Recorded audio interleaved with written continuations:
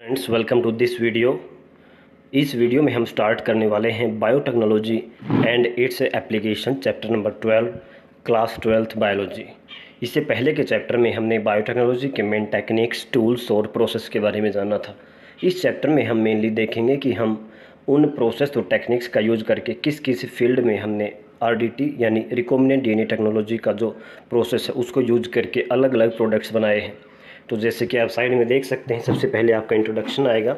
उसके बाद हम देखेंगे कि बायोटेक का यूज करके हमने एग्रीकल्चर के अंदर क्या क्या प्रोडक्ट्स तैयार किए हैं। उसके बाद हमने मेडिसिन में क्या क्या बायोटेक्नोलॉजी के प्रोडक्ट्स हैं। उसके बाद ट्रांसजेनिक एनिमल्स के बारे में हम पढ़ेंगे।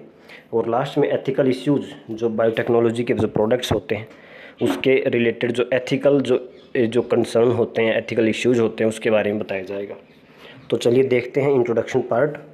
Biotechnology, as you would have learned from the previous chapter, essentially deals with the industrial scale production of biopharmaceuticals and biologicals using genetically modified microbes, fungi, plants and animals।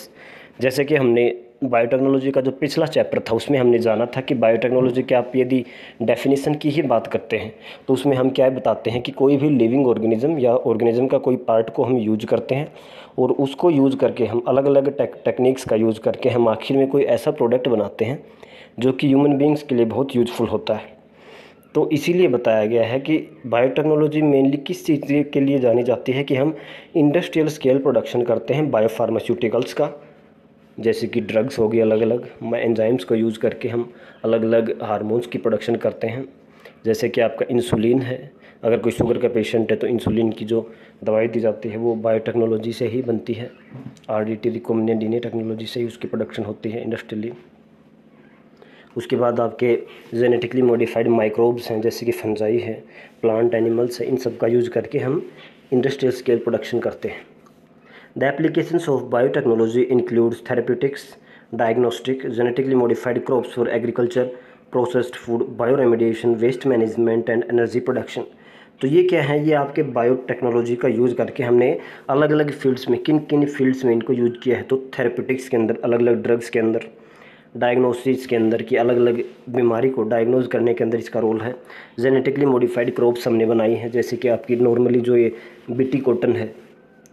उसके बाद processed food जो है, जो भी आपके food industry है, इसके अंदर भी बायोटेक्नोलॉजी का यूज़ होता है। बायो रेमेडिएशन होता है, जो आपका पोल्यूशन को ख़त्म करने के लिए यूज किया जाता है। उसके बाद वेस्ट मैनेजमेंट है, वाटर की ट्रीटमेंट होती है।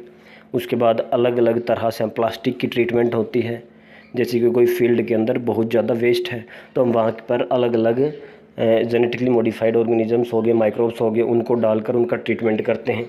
और लास्ट में है एनर्जी प्रोडक्शन। तो ये अलग अलग फील्ड्स हैं जिसमें मेनली बायोटेक्नोलॉजी की एप्लीकेशंस हैं।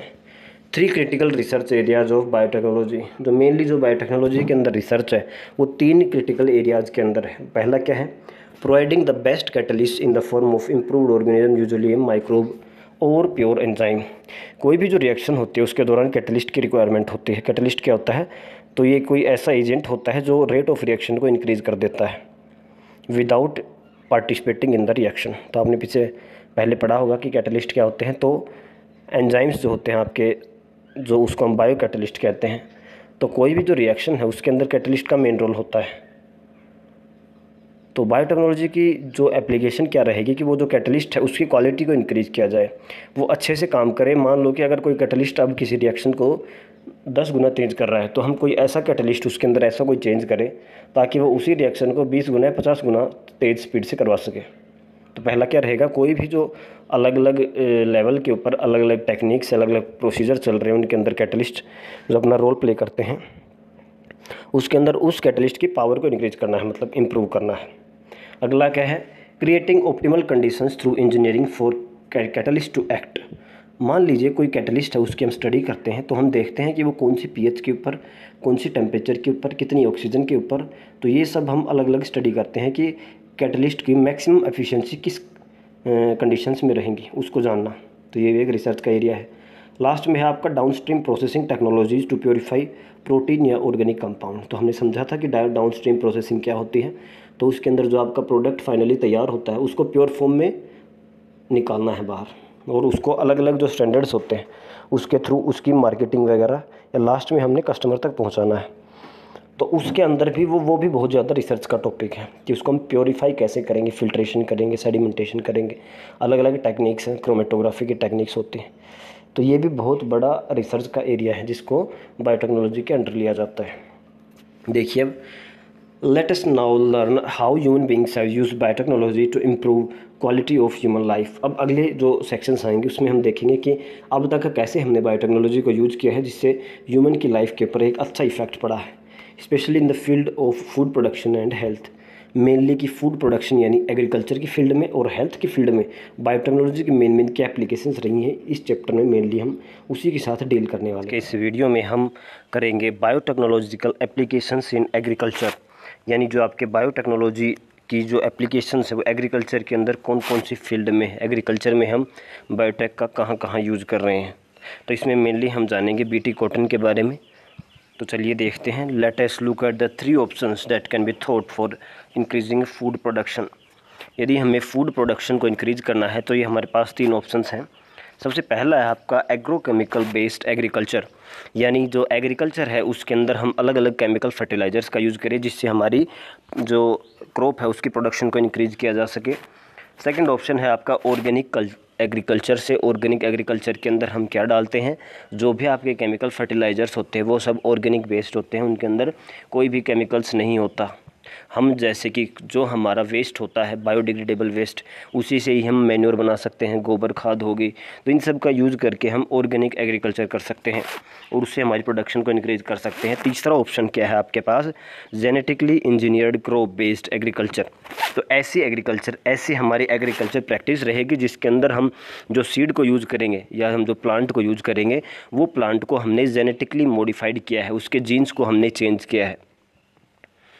मान लीजिए कोई प्लांट है, उसके अंदर आप उसकी प्लांट की हाइट को इंक्रीज़ करते हैं, तो हमने क्या किया है, प्लांट के जीन्स के अंदर कुछ चेंज किया और जो प्लांट अब पहले वाइल्ड कंडीशंस में कम हाइट का मिलता था मान लो, अब उसकी हाइट जो है वो ज़्यादा होगी। हाइट ज़्यादा होगी तो उसका मतलब प्रोडक्शन ज़्यादा हो गया। तो ऐसे ये कौन सी अप्रोच है, तो हम इसको कहते हैं genetically engineered crop based approach. देखिए आगे अब, the green revolution succeeded in tripling the food supply. पहले क्या था, सबसे पहले हम बोलते हैं हरित क्रांति, तो हरित क्रांति को कहते हैं ग्रीन रिवॉल्यूशन। तो ग्रीन रिवॉल्यूशन ने क्या किया था, जो फूड सप्लाई, जो भोजन की डिमांड थी उसको 3 गुना कर दिया था। मतलब जो डिमांड थी उसको पूरा करने में 3 गुना उसने अपना सहयोग दिया। But yet it was not enough to feed the growing human population. लेकिन जो फूड के प्रोडक्शन को 3 गुना करने के बाद भी जो ह्यूमन पॉपुलेशन, जो लगातार जनसंख्या बढ़ रही है, उसकी नीड को तब भी हम पूरा नहीं कर पा रहे हैं। Increase yields have partly been due to the use of improved crop varieties. जो ग्रीन रिवॉल्यूशन के अंदर जो हमने पैदावार को बढ़ाया था उसके अंदर क्या था, हमने जो क्रॉप की जो फसल की जो किस्में थी वो अलग अलग थी, तो उनको हमने यूज़ किया था। सबसे पहले हम वाइल्ड जो वेराइटीज़ थी उनका यूज़ करते थे, जो नेचुरल कंडीशंस में हमें मिलती थी। लेकिन बाद में क्या हुआ, आपके उन्हीं वेराइटीज़ को कुछ इम्प्रूवमेंट करके हमने इम्प्रूव्ड क्रॉप वेराइटीज़ का यूज़ किया, जिसके कारण हमारी प्रोडक्शन बढ़ी है। But mainly due to the use of better management of practices and use of agrochemicals. तो ये 3 चीज़ें थी। सबसे पहले हमने क्रॉप की वैरायटीज़ को इंक्रीज़ किया, मतलब अच्छी बेटर क्वालिटीज़ की जो वैरायटी थी उनको हमने बोया। उसके बाद हमने जो एग्रीकल्चर की जो प्रैक्टिस थी, जो हम क्रॉप को मैनेज करने के लिए अलग अलग काम करते हैं, उसके अंदर भी हमने चेंज किया, उसको भी अच्छे से मैनेज किया। और तीसरा था आपको एग्रोकेमिकल बेस्ड, मतलब कि हमने फर्टिलाइज़र्स और पेस्टिसाइड्स का यूज़ करके अपनी पैदावार को बढ़ाया। तो ये था आपका मेनली ग्रीन रिवॉल्यूशन के अंदर कौन कौन से फैक्टर्स के ऊपर काम किया गया। तो सबसे पहला था आपका इम्प्रूव्ड क्रॉप वैराइटीज़ को यूज़ किया गया, better management practices as well as the use of agrochemicals which are fertilisers and pesticides. आगे देखिए, however for farmers in the developing world agrochemicals are often too expensive and further increase in yield with existing varieties are not possible। देखिए, लेकिन जो आजकल के किसान हैं उनके लिए जो एग्रोकेमिकल बेस्ड है, मतलब जिसके अंदर हम पेस्टिसाइड्स और एग्रीकल्चर का यूज़ कर रहे हैं, वो काफ़ी एक्सपेंसिव है, वो काफ़ी पैसे लगते हैं उस चीज़ में, और जो किसानों के पास होते नहीं हैं वो इनका ज़्यादा यूज़ नहीं कर पा रहे हैं। और अगला क्या है, further increase in the yield with existing varieties are not possible. जो लगातार हम क्रॉप की वैरायटीज़, वही वैरायटीज़ हम काफ़ी समय से यूज़ करते आ रहे हैं, तो जब हम लंबे समय तक यूज़ करेंगे तो वो ज़्यादा पैदावार नहीं दे पाएंगे जो वो देते रहे हैं, या आगे अगर हम उनकी पैदावार को बढ़ाते रहना चाहते हैं तो हमें जो क्रॉप की वैरायटीज़ हैं इनको चेंज करना होगा। Is there any alternative path that our understanding of genetics can show that farmers may obtain maximum yield from their field? क्या कोई एक ऐसा तरीका है जिसके अंदर हम अपनी जेनेटिक्स की जो नॉलेज है उसको यूज़ करके हम किसान के लिए ज़्यादा पैदावार कर सकते हैं? हम कुछ ऐसे सीड तैयार करें, ऐसी वैरायटीज़ तैयार करें जिसके अंदर हम उस प्लांट का जेनेटिक्स जो अंदर के जीन्स जो उनके अंदर चेंज करें और जिससे उसके जो पैदावार है, जो इसकी प्रोडक्शन है, उसके अंदर काफ़ी इंक्रीज हो। देखिए आगे, is there a way to minimise the use of fertilisers and chemicals so that their harmful effects on the environment are reduced? का ऐसा कोई तरीका है जिसके अंदर हम फर्टिलाइजर्स हो गए और केमिकल्स हो गए, जिनका हम पेस्टिसाइड्स हो गए, इंसेक्टिसाइड्स हो गए, जो हम स्प्रे करते हैं, सभी केमिकल्स हैं, तो इनका हमारे एनवायरनमेंट के ऊपर और हमारी हेल्थ के ऊपर बहुत ज़्यादा नेगेटिव इम्पैक्ट होता है। तो क्या कोई ऐसा तरीका है जिससे हम कुछ इनका यूज़ को कम कर सकें? The use of genetically modified crop is a possible solution. यदि हम जेनेटिकली मॉडिफाइड क्रॉप्स का यूज़ करें तो ये एक इनका अच्छा सॉल्यूशन हो सकता है, जिसके अंदर हम ज़्यादा एग्रीकल्चर के लिए केमिकल्स और ये आपके पेस्टिसाइड्स, इंसेक्टिसाइड्स का यूज़ नहीं करना पड़ेगा। साथ में ही जो आपकी वैरायटीज़ हैं उनकी से भी हमें बेटर प्रोडक्शन मिल जाएगी यदि हम उसको जेनेटिकली मॉडिफाइड बना दें। आगे देखिए, plants, bacteria, fungi and animals.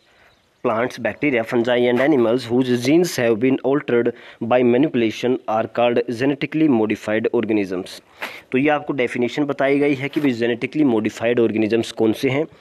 तो ऐसे सेल्स या फिर ऐसे ऑर्गेनिजम्स जैसे कि हम प्लांट को भी ले सकते हैं, बैक्टीरिया को ले सकते हैं, फंजाई को ले सकते हैं, या कोई भी एनिमल्स को ले सकते हैं जिसके genes, whose genes have been altered, जिसके जीन्स को चेंज किया गया है बाय मैनिपुलेशन, वो उनके जीन्स के साथ छेड़छाड़ की गई है, उनको मैनिपुलेट किया गया है, उनके बाद उनको चेंज किया गया है। जो पहले के वाइल्ड है, मान लो कोई हमने 2 प्लांट लिए हैं, एक प्लांट वाइल्ड कंडीशन में था लेकिन उसी प्लांट को एक हमने उसके जीन्स को चेंज किया, उसके साथ मैनिपुलेशन की और इसको बिल्कुल चेंज कर दिया। अब वो जो 2 वैरायटीज़ है, तो जो दूसरी वैरायटी है जिसके जीन्स को हमने चेंज किया है उसको हम कहेंगे जेनेटिकली मॉडिफाइड ऑर्गेनिज्म। नाम से ही लग रहा है जेनेटिकली मॉडिफाइड, उसके जीन्स को मॉडिफाई किया गया है, उस ऑर्गेनिज्म को जेनेटिकली मॉडिफाइड किया गया है, उसके जीन्स के साथ छेड़छाड़ की गई है, तो इसको कहते हैं जीएमओ, जेनेटिकली मॉडिफाइड ऑर्गेनिजम्स। देखिए, GM plants have been useful in many ways. ये जो आपके जेनेटिकली मॉडिफाइड प्लांट्स होते हैं वो बहुत तरीक़ों में फ़ायदेमंद होते हैं। कैसे? देखिए, सबसे पहले it made crops more tolerant to abiotic stresses. जो आपके एबायोटिक स्ट्रेस हैं जैसे कि कोल्ड है, ड्राफ्ट है, सोल्ट, हीट, ये जो एबायोटिक स्ट्रेस है, जैसे कि अचानक से सूखा गिर गया, अचानक से ज़्यादा ठंड हो गई और ये सोल्ट की कंसनट्रेशन बढ़ जाती है, टेम्परेचर ज़्यादा बढ़ रहा है, तो ये सब के आपके एबायोटिक स्ट्रेस हैं। तो जेनेटिकली मॉडिफाइड जो जेनेटिक मॉडिफिकेशन हम करते हैं तो इन्हीं के ऊपर टारगेट करते हैं कि हम इन क्रॉप्स को इसके लिए रेजिस्टेंट बना सके, जिससे ज़्यादा असर इनके ऊपर, प्लांट के ऊपर ना हो इन चीज़ों का। तो सबसे पहला फ़ायदा है कि भाई made tolerant to abiotic stresses, जो ये आपकी फसलें हैं उनको जो एबायोटिक स्ट्रेस हैं इनसे टॉलरेंट किया जा सके ताकि इनके ऊपर असर ना हो। अगला देखिए, reduced reliance on chemical pesticides, मतलब कि जो फसल के लिए जो केमिकल पेस्टिसाइड्स की रिक्वायरमेंट होती है कि मान लो कोई पेस्ट को है और उसको ख़त्म करना है तो हम केमिकल्स की स्प्रे करते हैं, तो हम कोई ऐसी क्रॉप बनाएं जिसके अंदर पेस्टिसाइड्स की रिक्वायरमेंट ही ना हो, ताकि उसके पेस्टिसाइड्स मतलब केमिकल्स के ऊपर ज़्यादा डिपेंड ना रहें। तीसरा देखिए, help to reduce post harvest losses, harvesting करने के बाद जो नुकसान होते हैं उसको कम किया जा सके। अगला है increase efficiency of mineral usage by plants, जो प्लांट्स आपके सॉइल से मिनरल को ले रहे हैं तो जो मिनरल प्लांट के अंदर जाने के बाद उसको अच्छी तरह से वो यूज़ कर सके उस मिनरल को, ताकि मिनरल्स की रिक्वायरमेंट कम हो। देखिए नीचे लिखा हुआ है this prevents early exhaustion of fertility of soil, ताकि जो एक मिनरल प्लांट के अंदर गया है उसको अच्छे से प्लांट यूज करेगा, तभी तो वो नेक्स्ट उसकी रिक्वायरमेंट रहेगी। और इसी कारण क्या होती है, आपकी सॉइल की फर्टिलिटी मेंटेन रहती है, जल्दी से वो फर्टिलिटी ख़त्म नहीं होगी जब प्लांट मिनरल्स को अपनी फुल एफिशिएंसी से यूज़ करेगा। देखिए आगे, enhanced nutrition value of food, मतलब कि कोई फूड है, इस फूड के अंदर ही हम कोई दूसरा न्यूट्रिएंट को डाल दें। जैसे कि आपका इसका एक एग्जांपल है गोल्डन राइस। जो आपका नॉर्मल राइस होता है उसके अंदर विटामिन ए कम होता है, लेकिन ये जो गोल्डन राइस की वैरायटी बनाई गई इसके अंदर विटामिन ए की मात्रा को बढ़ाया गया। तो याद रखना है गोल्डन राइस क्या है, तो विटामिन ए एनरिच्ड राइस, एक ऐसा राइस जिसके अंदर विटामिन ए का कंटेंट बढ़ाया गया है। In addition to these uses, GM have used to create tailor-made plants to supply alternative resources to industry। जैसे आपकी जानकारी में होगा कि जो भी इंडस्ट्रीज़ हैं उनके लिए रॉ मटेरियल्स की रिक्वायरमेंट होती है, उसके लिए प्लांट भी रिक्वायर्ड होते हैं। अलग अलग इंडस्ट्रीज़ का अलग अलग रॉ मटेरियल होता है, रिसोर्सेज जो यूज किए जाते हैं। तो हम जेनेटिक मॉडिफिकेशंस का यूज़ करके हम बेटर रिसोर्सेज बना सकते हैं प्लांट्स को, जिसको हम डायरेक्टली इंडस्ट्रीज़ को सप्लाई कर सकते हैं। जैसे कि मान लीजिए किसी भी इंडस्ट्रीज़ को सेलुलोज की बहुत ज़्यादा रिक्वायरमेंट है, तो हम कुछ ऐसा प्लांट बनाएंगे जिसके अंदर की सेलुलोज का प्रोडक्शन बहुत ज़्यादा हो, जो कि प्लांट का साइज़ भी बड़ा हो जिसमें, ताकि वो ज़्यादा से ज़्यादा प्रोडक्शन कर सके। तो हम कुछ ऐसी जेनेटिक मॉडिफिकेशन करेंगे कि उस प्लांट का जो बायोमास है वो बहुत ज़्यादा बने और वो प्लांट हम इंडस्ट्रीज़ को सप्लाई कर सकें। देखिए, in the form of starch हो सकता है, फ्यूल्स हो सकते हैं, बायो फार्मास्यूटिकल्स होते हैं। तो ये सभी मटेरियल्स हैं, रिसोर्सेज हैं जो आपकी इंडस्ट्रीज़ की रिक्वायरमेंट है। तो हम स्पेसिफिक इसी को टारगेट करके हम सेल्फ मेड या हम कहते हैं टेलर मेड, पहले से ही बिल्कुल रेडी एक ऐसा प्लांट की प्रोडक्शन कर सके जो डायरेक्टली इंडस्ट्रीज़ को सप्लाई करेगा। जैसे कि वो स्टार्च की सप्लाई कर सकता है, फ्यूल्स की, जो भी इसकी रिक्वायरमेंट है वो इंडस्ट्रीज़ को पूरी करेगा। तो ये भी एक टारगेट है आपका जेनेटिकली मॉडिफाइड प्लांट्स का। आगे देखिए, some of the applications of biotechnology in agriculture that you will study in detail are production of pest resistant plant. तो इस चैप्टर में हम बात करेंगे जो एप्लीकेशन है, आपकी मेन एप्लीकेशन जो हम पढ़ने वाले हैं उसके अंदर है हम कुछ ऐसे प्लांट बनाए जिसके अंदर की पेस्ट उसके ऊपर असर ना दिखा सके। तो पेस्ट को किल करने के लिए हम पेस्टिसाइड्स का यूज़ करते हैं, तो हमें इन पेस्टिसाइड्स की रिक्वायरमेंट ही ना रहे, तो कुछ ऐसा प्लांट बनाया जाएगा। देखिए, which would decrease the amount of pesticide use, क्योंकि अब प्लांट के अंदर पेस्ट प्रेजेंट नहीं है, हमने प्लांट को पेस्ट रेजिस्टेंट बना दिया है, तो हमें क्या चाहिए, हमें अब पेस्टिसाइड की रिक्वायरमेंट नहीं रहेगी। BT toxin is produced by A bacterium called bacillus thuringiensis। याद रखना है, इंपॉर्टेंट है। बीटी टॉक्सिन कौन से बैक्टीरिया से बन रहा है, तो हम कहेंगे बैसिलस thuringiensis। इसको हम बीटी बोल देते हैं शॉर्ट में, यहाँ से भी आया और एक स्मॉल टी, तो बीटी। बीटी क्यों बोल रहा है, क्योंकि ये कौन से बैक्टीरिया से लिया गया है, तो उसको बोलेंगे bacillus thuringiensis। BT toxin gene has been cloned from the bacteria and expressed in plants. तो ये जो बैक्टीरिया है बैसिलस thuringiensis, इससे इस जीन को आइसोलेट किया गया, इसको फिर हमने प्लांट के अंदर इंट्रोड्यूस किया, जो हम पहले चैप्टर में कर चुके हैं कि भी कैसे हम डालते हैं, कैसे वो एक्सप्रेस करवाते हैं। तो प्लांट सेल के अंदर इंट्रोड्यूस करने के बाद वहाँ पे एक्सप्रेस करवाया गया और उस प्लांट के अंदर इसने बीटी टॉक्सिन को बना दिया। अब क्या होगा, उसको एक्सप्रेस किया गया in the provide to resistant to the insect. अब वो बीटी टॉक्सिन जो है, अब कोई भी प्लांट है, मान लो कोई प्लांट है को इंसेक्ट खाएगा, तो वो जो उसके अंदर सेल के अंदर बीटी टॉक्सिन जो प्रोटीन है वो एक्सप्रेस हो रहा है, और वो जो बीटी टॉक्सिन है उस इंसेक्ट को किल कर सकता है। तो हमने क्या किया है, प्लांट को ही चेंज कर दिया, उसके जीन्स के अंदर हमने एक एडिशनल जीन डाल दिया बीटी टॉक्सिन का, जिसके कारण कोई भी इंसेक्ट उसको खाएगा तो वो जो टॉक्सिन है उसके अंदर जाएगा और उस इंसेक्ट को किल कर देगा। तो हमें क्या लगा, अब हमें कोई भी पेस्टिसाइड या इंसेक्टिसाइड की ज़रूरत नहीं है, उस इंसेक्ट को केमिकल वगैरह से मारने की रिक्वायरमेंट नहीं है, वो अपने आप ही मर जाएगा। Without the need for insecticide in fertigated biopesticide. तो हम इसको कहते हैं, ये क्या बन गया, एक बायोपेस्टिसाइड। इसका एग्जांपल क्या है, बीटी कॉटन है, बीटी कॉर्न है, rice, potato, tomato and soybean. तो ये सभी जो क्रॉप्स हैं इनको मॉडिफाई किया गया है, हम इसको कहेंगे जेनेटिकली मॉडिफाइड क्रॉप्स, या हम बोलेंगे जेनेटिकली मॉडिफाइड प्लांट्स, जिसके अंदर हमने क्या किया है, इन सभी प्लांट्स के अंदर बीटी टॉक्सिन को एक्सप्रेस करवाया है। देखिए, थोड़ा डिटेल में देखते हैं हम बीटी कॉटन के बारे में। BT cotton, some strains of Bacillus thuringiensis produce proteins that kill certain insects such as Lepidopterans, जिसके अंदर टोबैको बडवॉर्म आता है, आर्मी वॉर्म आता है, कोलियोप्टेरन जिसके अंदर बीटल्स आती हैं, डिप्टेरन जिसके अंदर फ्लाइज एंड मॉस्किटोज आते हैं। तो ये क्या है, आपका एक बैक्टीरिया है Bacillus thuringiensis, वो कुछ ऐसा प्रोटीन बनाता है जिसको हम कहते हैं बीटी टॉक्सिन। वो कुछ इंसेक्ट्स को किल कर सकता है, वो जो प्रोटीन बनाया उसने अपने सेल के अंदर आपको पता है प्रोटीन कहाँ से बना, तो mRNA से बना होगा किसी न किसी, और जो mRNA है वो कहाँ से बना, तो वो किसी न किसी DNA से बना है। तो हम क्या कहेंगे, बैक्टीरिया के अंदर एक ऐसा जीन है जो कि आगे जाके ऐसा प्रोटीन बनाता है जो कि इंसेक्ट्स को किल कर सकता है। कौन से इंसेक्ट्स को, तो याद रखना है लेपिडोप्टेरेंस, डिप्टेरेंस, कोलियोप्टेरेंस। इसके अंदर कौन कौन से आते हैं, तो लेपिडोप्टेरेंस के अंदर टोबैको बर्डवॉर्म और आर्मीवॉर्म, कोलियोप्टेरेंस के अंदर आपके बीटल्स आते हैं, डिप्टेरेंस के अंदर आपके फ्लाइज एंड मॉस्किटोज आते हैं। आगे देखिए, bacillus thuringiensis forms protein crystal during a particular phase of their growth.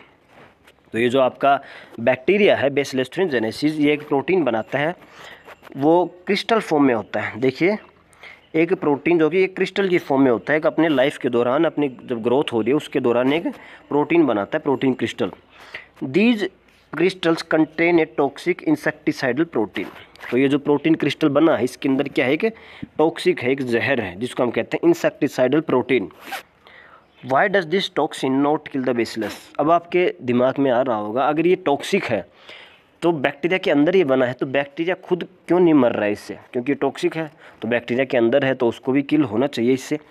Actually the BT toxin protein exist as inactive protoxins. तो एक्चुअल में क्या होता है, जब ये बैक्टीरिया के अंदर बना है तो उस वहाँ पर वो बैक्टीरिया के अंदर अपनी एक्टिव फॉर्म में नहीं है, वो उस टाइम इनएक्टिव है। देखिए साफ साफ लिखा हुआ है इनएक्टिव प्रोटॉक्सिन, इनएक्टिव फॉर्म है जिसको हम कहते हैं protoxin. But once an insect ingest the inactive form. अब क्या होगा, मान लीजिए कोई इंसेक्ट आया, इंसेक्ट प्लांट के ऊपर बैठा और उसने मान लो लीफ को खाया, तो लीफ के अंदर प्लांट सेल है, तो सेल के अंदर ये प्रोटीन है। अब ये प्रोटीन इनएक्टिव फॉर्म में है अभी तक, लेकिन जब इंसेक्ट ने इसको इंजेस्ट किया, अपने अंदर उसको खाया, तो अब क्या होगा, it is converted into active form of toxin due to alkaline pH of the gut. अब क्या होगा, जो आपका इंसेक्ट है, इंसेक्ट का जो गट है, जो उसका पेट है, उसके अंदर पीएच जो होती है वहाँ की, वहाँ पर एल्कलाइन होती है। और आपको ये बात पता है, जो नॉर्मली आपकी भी अगर पीएच की बात किया जाए गट की, तो वो एसिडिक होती है, लेकिन जो आपका इंसेक्ट है वहाँ पर एल्कलाइन पीएच है। और ये एल्कलाइन पीएच जो आपका जो इनएक्टिव प्रोटॉक्सिन है उसको एक्टिव फॉर्म में कन्वर्ट करता है। तो अब आपको पता लगा कि वो बैक्टीरिया को क्यों किल नहीं कर रहा है, वो प्रोटीन जो बीटी टॉक्सिन है वो इसलिए किल नहीं कर रहा है क्योंकि वो बैक्टीरिया के अंदर अपनी इनएक्टिव फॉर्म में है, क्योंकि वहाँ पर एल्कलाइन पीएच नहीं है और उसको एक्टिव होने के लिए एल्कलाइन पीएच की रिक्वायरमेंट होती है। और वो पीएच इसको कहाँ मिलेगी, जब इंसेक्ट इसको खाएगा तो वो उसके गट के अंदर जाएगी, पेट में पहुँचेगा, और पेट के अंदर एल्कलाइन पीएच है तो वहाँ पर वो एक्टिव होगा। देखिए साफ साफ लिखा हुआ है, once an insect ingests the inactive protein, it converted in active form of toxin due to alkaline pH। जैसे ही उसने इंजेस्ट किया अपने अंदर, तो ये जो आपका जो इनएक्टिव टॉक्सिन है वो एक्टिव फॉर्म में हो जाता है due to alkaline pH of the gut. जो इंसेक्ट के गट के एल्कलाइन पीएच है उसके कारण विच सोल्यूबलाइज द क्रिस्टल्स, जिसके कारण वो जो प्रोटीन क्रिस्टल की फॉर्म में था वो सोल्यूबलाइज हो जाता है। वो अभी तक क्रिस्टल की फॉर्म में था और वो वहाँ पर जाकर के सोल्यूबलाइज हो गया, मतलब मिक्स हो गया वहाँ पे। अब क्या करेगा, the activated toxin binds to the surface of the mid gut epithelial cells. तो गट के अंदर जो लाइनिंग है, जो आपकी गट की वॉल है, वहाँ पे एपिथेलियल सेल्स हैं, जो ये क्या करेगा, जो मिड गट होता है आपका, जो इंसेक्ट का मिड गट है, वहाँ पर ये क्या करेगा, वहाँ पर जो एपिथेलियल सेल्स हैं वहाँ पर ये बाइंड करेगा और उसके अंदर create pores that cause swelling and lysis. तो ये इससे पूछा जा सकता है कि एक्शन ऑफ बीटी टॉक्सिन। तो सबसे पहले क्या किया, इंसेक्ट ने उसको इंजेस्ट किया, इंसेक्ट के पेट में पहुंचा वो गट के अंदर, वहाँ पर एल्कलाइन पीएच है और वो एल्कलाइन पीएच उसको एक्टिव फॉर्म में कर दिया। एक्टिव फॉर्म में कैसे हुआ, तो वो जो क्रिस्टलिन फॉर्म थी टॉक्सिन की वो सोल्यूबलाइज हो गया है गट के अंदर। अब कि वो क्या करेगा, मिड गट के अंदर जो आपके एपिथेलियल सेल्स हैं वहाँ पर बाइंड करेगा और वहाँ पर की जो सेल्स की स्वेलिंग करेगा एंड लाइसिस, और उनको ब्रेक कर देगा सेल को, जिसके कारण क्या होगा, eventually causes death of the insect. उसने क्या किया, जो मिड गट के एपिथेलियल सेल्स थे उसके साथ बाइंड किया, वहाँ पे पोर किया सेल के अंदर, उसके अंदर जाके सेल की स्वेलिंग की और सेल को ब्रेक कर दिया, लाइसिस मतलब सेल डेथ करवा दी। तो ऐसे वहाँ पर कम्प्लीटली वो उसको लाइसिस करके वॉल को और इंसेक्ट की डेथ कर देगा और eventually cause death of the insect. तो हमने बगैर कुछ किए, बगैर किसी केमिकल या पेस्टिसाइड का यूज किए इंसेक्ट को किल कर दिया है। देखिए आगे, specific BT toxin gene were isolated from bacillus thuringiensis। अब क्या है कि अलग अलग इंसेक्ट के लिए थोड़े से अलग अलग जो जीन्स हैं उनको आइसोलेट किया गया है, जैसे कि और वो आइसोलेट करके incorporate into the several clove plants such as cotton. तो हमने आइसोलेट किया और उसको अलग अलग प्लांट्स के अंदर डाल दिया है, जैसे कि कॉटन के अंदर। The choice of the gene depends upon the crop and the target paste.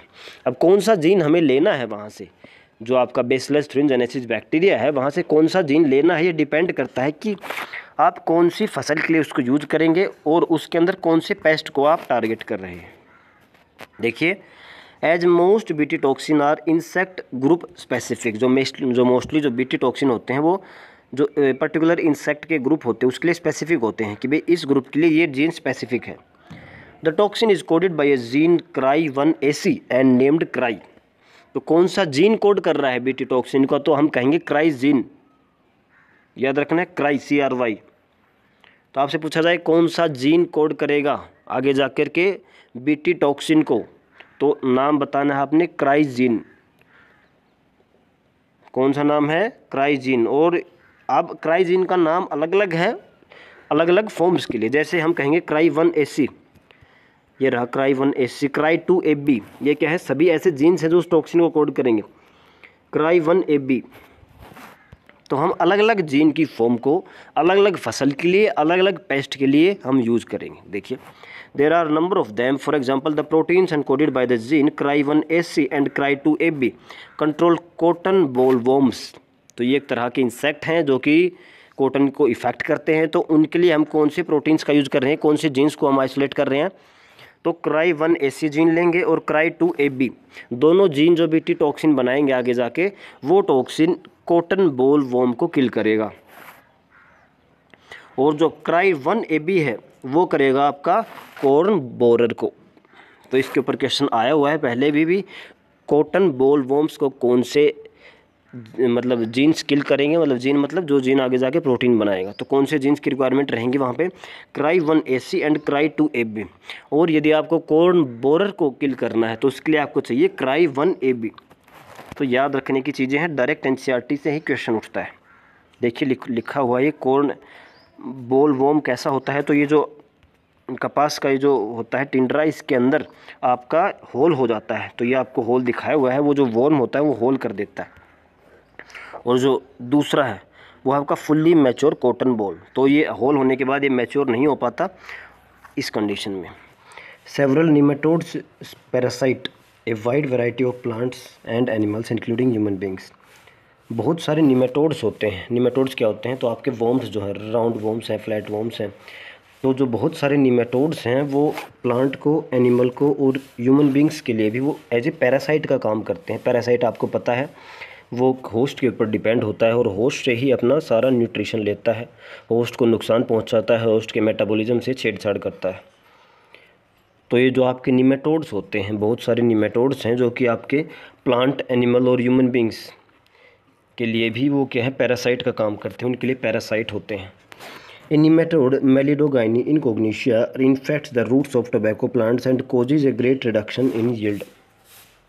ऐसा ही एक निमेटोड पैरासाइट है जिसका नाम है मेलिडोगाइनी इनकोग्निशिया, जो कि आपका टोबैको प्लांट होता है उसकी रूट्स को इन्फेक्ट कर देता है। देखिए, मान लीजिए कोई टोबैको प्लांट की रूट्स हैं, तो ये इन्फेक्ट करके यहाँ पर रूट्स को डैमेज कर देता है। अब ये मेलिडोगाइनी इनकोग्निशिया ने क्या किया है, ये एक पैरासाइट है, ये टोबैको प्लांट की रूट्स को इन्फेक्ट कर दिया है। इन्फेक्ट करके इन्होंने रूट्स को डैमेज कर दिया, जिसके कारण प्लांट के अंदर वाटर की कंडक्शन अच्छे से नहीं हो पाएगी, वाटर और मिनरल्स को अब्जॉर्ब नहीं कर पाएगा, तो प्लांट की जो यील्ड है वो कम हो जाती है। तो ये क्या करता है, ये एक पैरासाइट है टोबैको प्लांट की रूट्स के लिए। A novel strategy was adopted to prevent this infection, which was based on the process of RNA interference और RNAi। तो इसके लिए जो प्रोसेस हम यूज करते हैं इसको इन्फेक्शन को रोकने के लिए, तो वो एक प्रोसेस होता है जिसको हम कह देते हैं RNAi या RNA इंटरफेरेंस। नाम से ही लग रहा है आपको, RNA इंटरफेरेंस, RNA को इंटरफेयर करना है। तो इससे पहले हम कुछ बेसिक चीज़ें जानते हैं। आपको पता है जो DNA होता है, डबल स्ट्रैंडेड DNA है, उससे आपका सिंगल स्ट्रैंडेड mRNA बनता है, और सिंगल स्ट्रैंडेड mRNA आपका ट्रांसलेशन करके कोई ना कोई प्रोटीन बनाता है, यानी कोई ना कोई एंजाइम बनाता है, और ये प्रोटीन कोई ना कोई बॉडी के अंदर फंक्शन करते हैं। तो ये आपका सेंट्रल डोग्मा है, डीएनए से आपका आरएनए बना, आरएनए से आपका प्रोटीन बना। तो अब हमें क्या करना है, इस एमआरएनए की स्टेज के ऊपर जहाँ पे सिंगल स्टैंडर्ड एमआरएनए बन रहा है, उस स्टेज के ऊपर हमें कुछ इंटरफेरेंस करनी है ताकि ये एमआरएनए तक ही सीमित रहे, आगे जाके प्रोटीन ना बन पाए।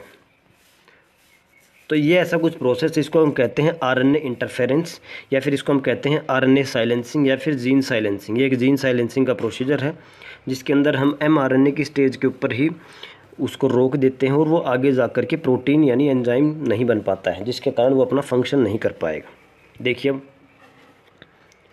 RNAi take place in all eukaryotic organisms as a method of cellular defence. Cellular defence मतलब सेल है, और सेल को अगर डिफेंस का काम कर रहा है, सेल के अंदर डिफेंस मतलब सेल को सुरक्षा देने का काम कर रहा है। तो जितने भी आपके यूकैरियोटिक ऑर्गेनिजम्स हैं, चाहे आपका प्लांट सेल लगा लो, चाहे कोई भी एनिमल का सेल लगा लो, चाहे आपका ह्यूमन बींग्स का सेल लगा लो, सभी सेल के अंदर आपका ये एक सेलुलर डिफेंस होते हैं। सेलुलर डिफेंस का एक मैकेनिज्म है जिसके अंदर आप एमआरएनए को आगे प्रोटीन बनने से रोकते हैं। This method involve silencing of specific mRNA due to complementary double standard RNA.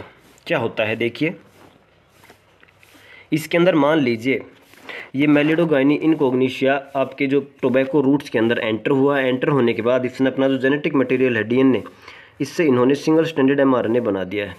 अब अगर हमें ने नहीं रोका तो ये कोई ना कोई प्रोटीन बना देगा, और ये प्रोटीन उसके टोबैको की रूट्स के ऊपर डैमेज करना शुरू कर देगा मान लो। तो हमें क्या करना है, इस एमआरएनए की स्टेज के ऊपर ही इसको रोकना है। तो हम क्या करेंगे को, अब आपके जो यूकैरियोटिक सेल्स होते हैं उसके अंदर डबल स्टैंडर्ड एमआरएनए होते हैं, डबल स्टैंडर्ड एमआरएनए होते हैं, जो कि ये एमआरएनए, ये जो इनकॉग्निशिया, जो मेलिडोगाइनी इनकॉग्निशिया ने एमआरएनए बनाया है अपना प्रोटीन बनाने के लिए, उसके कॉम्प्लीमेंट्री होते हैं। कॉम्प्लीमेंट्री हमने मॉलिक्यूलर बेसिस ऑफ इनहेरिटेंस में हमें पता है कि भाई कॉम्प्लीमेंट्री बेस पेयरिंग होती है। तो डबल स्टैंडर्ड एमआरएनए जो है उसको हम यूज किया जाता है। देखिए complementary double standard RNA molecule that binds to and prevent translation of the mRNA.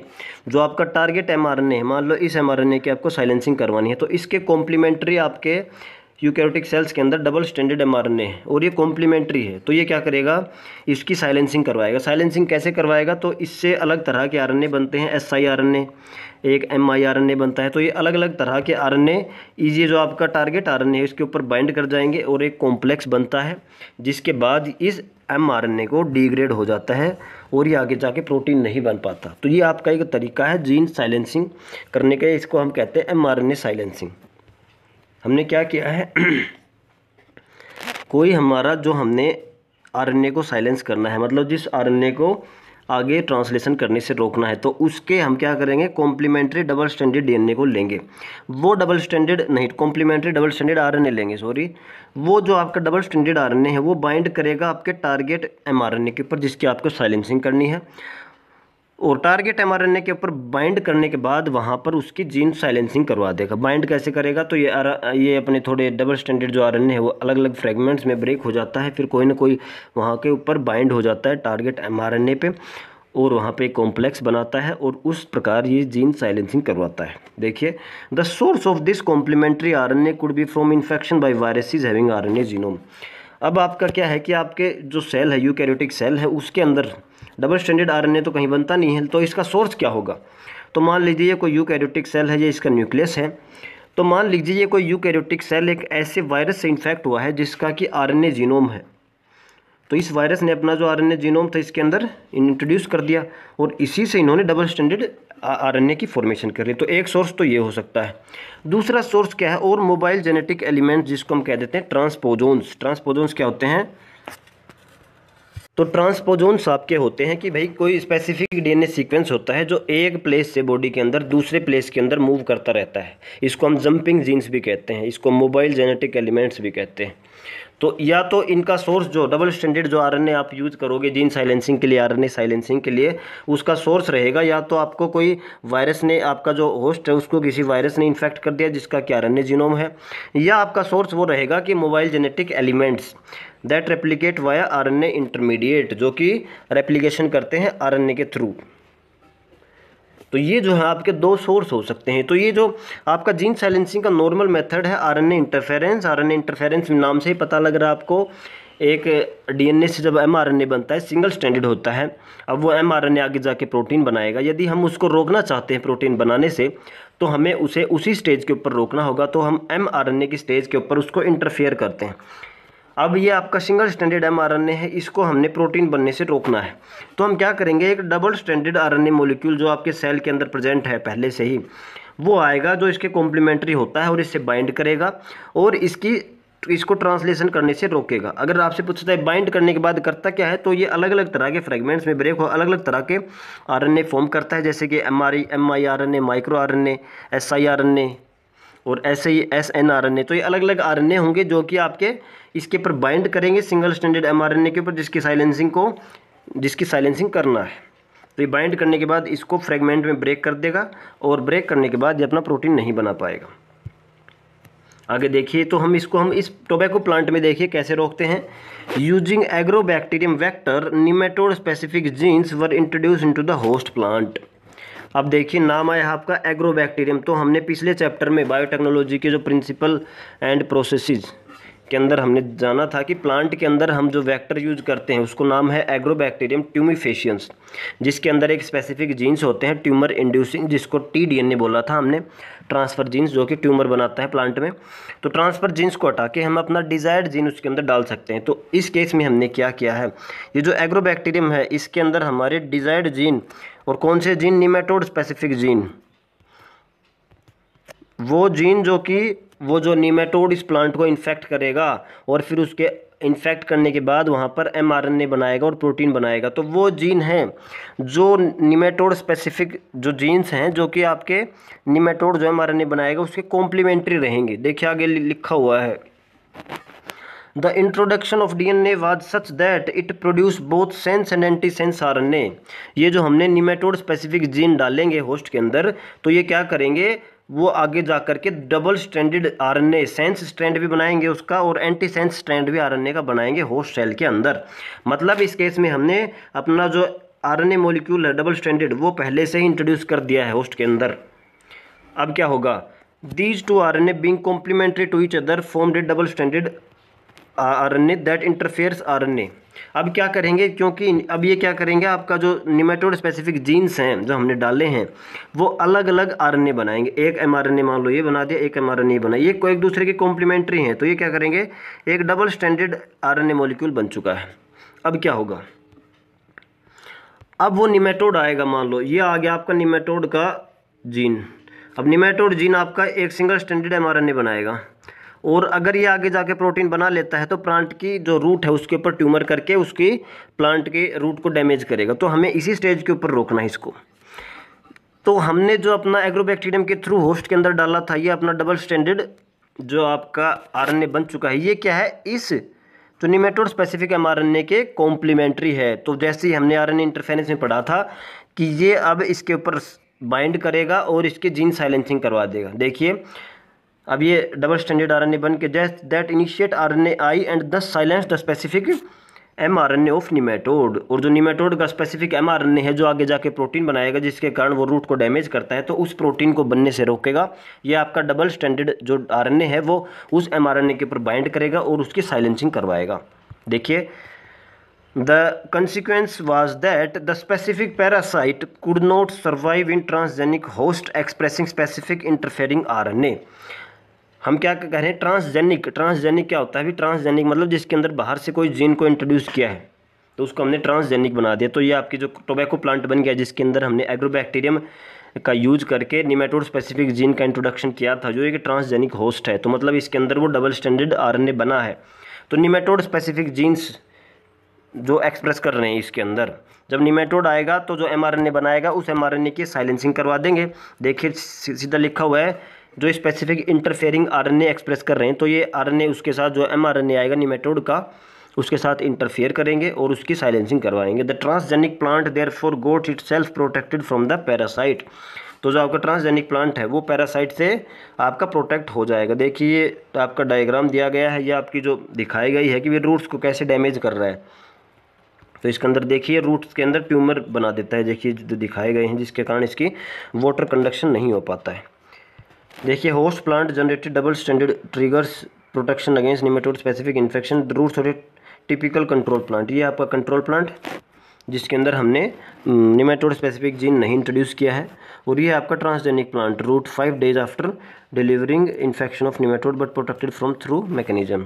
तो ये है आपकी 5 days के बाद की फ़ोटो हैं। इसके अंदर तो आपने अपना जो ट्रांसजेनिक है, अपना जो रिकॉम्बिनेंट जो आपका जीन है नाइग्रोबैक्टीरियम के थ्रू इंट्रोड्यूस करवाया है, और इसके अंदर नहीं करवाया। तो इसके अंदर देखिए रूट्स के अंदर कितने बड़े बड़े ट्यूमर्स हो गए हैं, जिसके कारण रूट्स डैमेज हो गए हैं, यील्ड भी कम होगी। इस केस में नहीं हुआ, क्योंकि इस केस में जो हमने निमेटोड स्पेसिफिक जीन जो डाले थे उसके कारण डबल स्टैंडर्ड आरएनए बना, और वो आरएनए आपके जो आपका पैरासाइट है उसके एमआरएनए की साइलेंसिंग करवा देता है, जिसके कारण ये ट्यूमर नहीं बना पाता। हेलो स्टूडेंट्स, आज के इस वीडियो में मैं आपको समझाने वाला हूँ आरएनए इंटरफेरेंस के बारे में। एनसीईआरटी के अंदर ये टॉपिक काफ़ी कंफ्यूजिंग दिया हुआ है। एनसीईआरटी से यदि करते हैं तो इसको समझने में काफ़ी दिक्कत आती है बच्चों को। इस वीडियो में मैं आपको अच्छे से कॉन्सेप्ट समझाने वाला हूँ आरएनए इंटरफेरेंस क्या होता है। तो देखिए, सबसे पहले अगर हम देखें कोई भी जीन जो होता है, जीन यानी डीएनए का फ्रेगमेंट, डीएनए से आपका सिंगल स्ट्रैंडेड एमआरएनए बनता है और एमआरएनए से आपका प्रोटीन बनता है, यानी ट्रांसक्रिप्शन और ट्रांसलेशन हो रही है। यदि मुझे किसी भी जीन को प्रोटीन बनने से रोकना है तो मैं एमआरएनए की स्टेज के ऊपर आकर इसको रोक सकता हूँ। देखिए, वर्ड के अंदर ही छिपा हुआ इंटरफियर, किसी भी चीज़ में इंटरफियर करना मतलब दखलबाजी देना। तो जब एमआरएनए बना है डीएनए से, तो इस स्टेज के ऊपर आकर हम यहाँ पर इंटरफियर करेंगे ताकि यहाँ पर प्रोटीन ना बने। तो किसी भी जीन को हमें यहाँ पर प्रोटीन बनाने से रोकना है, इसीलिए हम आरएनए इंटरफेरेंस को जीन साइलेंसिंग भी कहते हैं।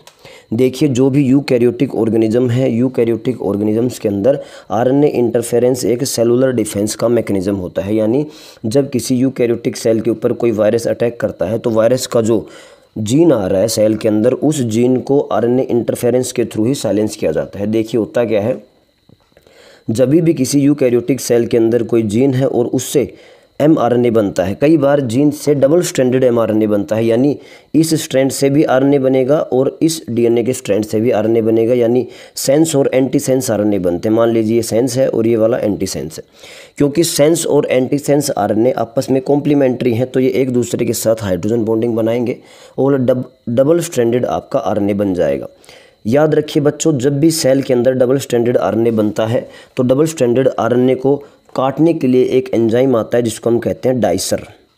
डाइसर एक एंजाइम है जो कब आएगा, जब भी सेल में आपका डबल स्ट्रैंडेड आरएनए बनेगा, उस डबल स्ट्रैंडेड आरएनए को छोटे छोटे डबल स्ट्रैंडेड आरएनए के अंदर कन्वर्ट कर देता है। इन छोटे फ्रेगमेंट्स को हम कहते हैं एसआईआरएनए, यानी स्मॉल इंटरफेयरिंग आरएनए। तो आपने समझा है कि भाई जब भी जीन से डबल स्ट्रैंडेड एमआरएनए बन रहा है तो डबल स्ट्रैंडेड एमआरएनए को काट दिया जाता है डाइसर के द्वारा, और इन छोटे छोटे फ्रेगमेंट्स जो बने हैं इसको हम कहते हैं एसआईआरएनए।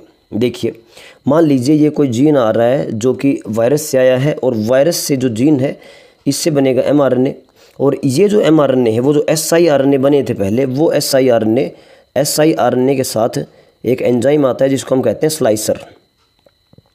तो जो आपका एसआईआरएनए के छोटे छोटे टुकड़े थे और एक एंजाइम है स्लाइसर, तो एसआईआरएनए को सबसे पहले ये अलग अलग दोनों स्ट्रैंड में सेपरेट करता है, सिंगल स्ट्रैंड में। अब इनमें से एक जो सिंगल स्ट्रैंड है वो ये जो वायरस से जीन आया है इस जीन के कॉम्प्लीमेंट्री हो सकता है, और ये एमआरएनए के ऊपर आकर इसके साथ हाइड्रोजन बॉन्ड की फॉर्मेशन कर लेगा, यानी एमआरएनए के ऊपर एक छोटा सा एसआईआरएनए सिंगल स्ट्रैंडेड आकर के बाइंड हो गया। ऐसा अगर एमआरएनए के साथ होता है तो ये जो है एमआरएनए आगे जो है ट्रांसलेट नहीं हो सकता, इसकी ट्रांसलेशन रुक गई है। साथ में ये जो एंजाइम है स्लाइसर, ये इस एमआरएनए को आगे फ्रेगमेंट्स में भी ब्रेक कर देगा। तो ये पूरा आपका होल मैकेनिज्म है जिसके अंदर हम डबल स्ट्रैंडेड आरएनए बन रहा है, डबल स्ट्रैंडेड आरएनए को डाइसर काट रहा है एसआईआरएनए में, एसआईआरएनए को स्लाइसर लेकर के आ रहा है, और वो सिंगल स्ट्रैंड का एसआईआरएनए अपने एमआरएनए के साथ कॉम्प्लीमेंट्री बाइंड होगा और उसको साइलेंस करेगा। देखिए, अगर हम बात करें, एक निमेटोड होता है, एक निमेटोड पैरासाइट है मेलिडोगाइनी इनकोग्निशिया, जो कि टोबैको जो आपका तंबाकू का प्लांट है उसके रूट को इफेक्ट करता है। यदि ये रूट के ऊपर इफेक्ट करता है तो रूट के अंदर ट्यूमर की फॉर्मेशन कर देगा, अलग अलग ट्यूमर्स की फॉर्मेशन कर देता है, जिससे जो टोबैको की पैदावार है, जो यील्ड है, वो कम हो जाती है। इस केस में हम इस आरएनए इंटरफेरेंस को यूज करते हैं ताकि ये जो निमेटोड का जीन है, इस जीन को प्लांट के अंदर जब वो इन्फेक्शन कर रहा है तो ये जीन ट्रांसफ़र कर रहा है, इस जीन को आरएनए इंटरफेरेंस की हेल्प से हम साइलेंस करने वाले हैं। देखिए, साफ साफ एनसीईआरटी में लिखा हुआ है कि जितने भी यूकैरियोटिक ऑर्गेनिज्म हैं उनके अंदर ये एक सेलुलर डिफेंस का मेथड होता है। इसके अंदर हम क्या करते हैं, एक पर्टिकुलर एमआरएनए के सीक्वेंस को साइलेंस करते हैं। वो कैसे साइलेंस होगा, क्योंकि complementary double stranded RNA molecule होता है जो कि इसके ऊपर बाइंड होगा और इसकी ट्रांसलेशन को रोक देगा। बच्चों ध्यान रखना है, ये जो आपका कॉम्प्लीमेंट्री डबल स्ट्रैंडेड आरएनए है इसी को हमने siRNA कहा है। और ये siRNA कहाँ से आया है, जब डबल स्ट्रैंडेड आरएनए में सेल बनता है तो डाइसर एंजाइम आता है और उसको siRNA में कन्वर्ट कर देता है।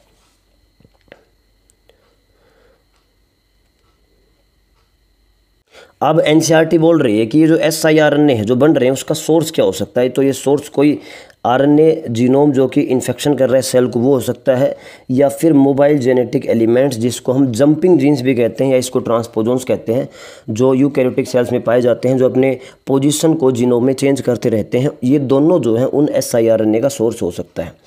क्योंकि हम बात कर रहे हैं applications of recombinant DNA technology, तो यहाँ पर हम देखने वाले हैं कि कैसे हम आरडीटी की जो टेक्नोलॉजी है उसको यूज़ कर रहे हैं। तो सबसे पहले हम क्या लेंगे, वो हमने जीन आइसोलेट किया जो निमेटोड के सर्वाइवल के लिए बहुत ज़्यादा ज़रूरी है।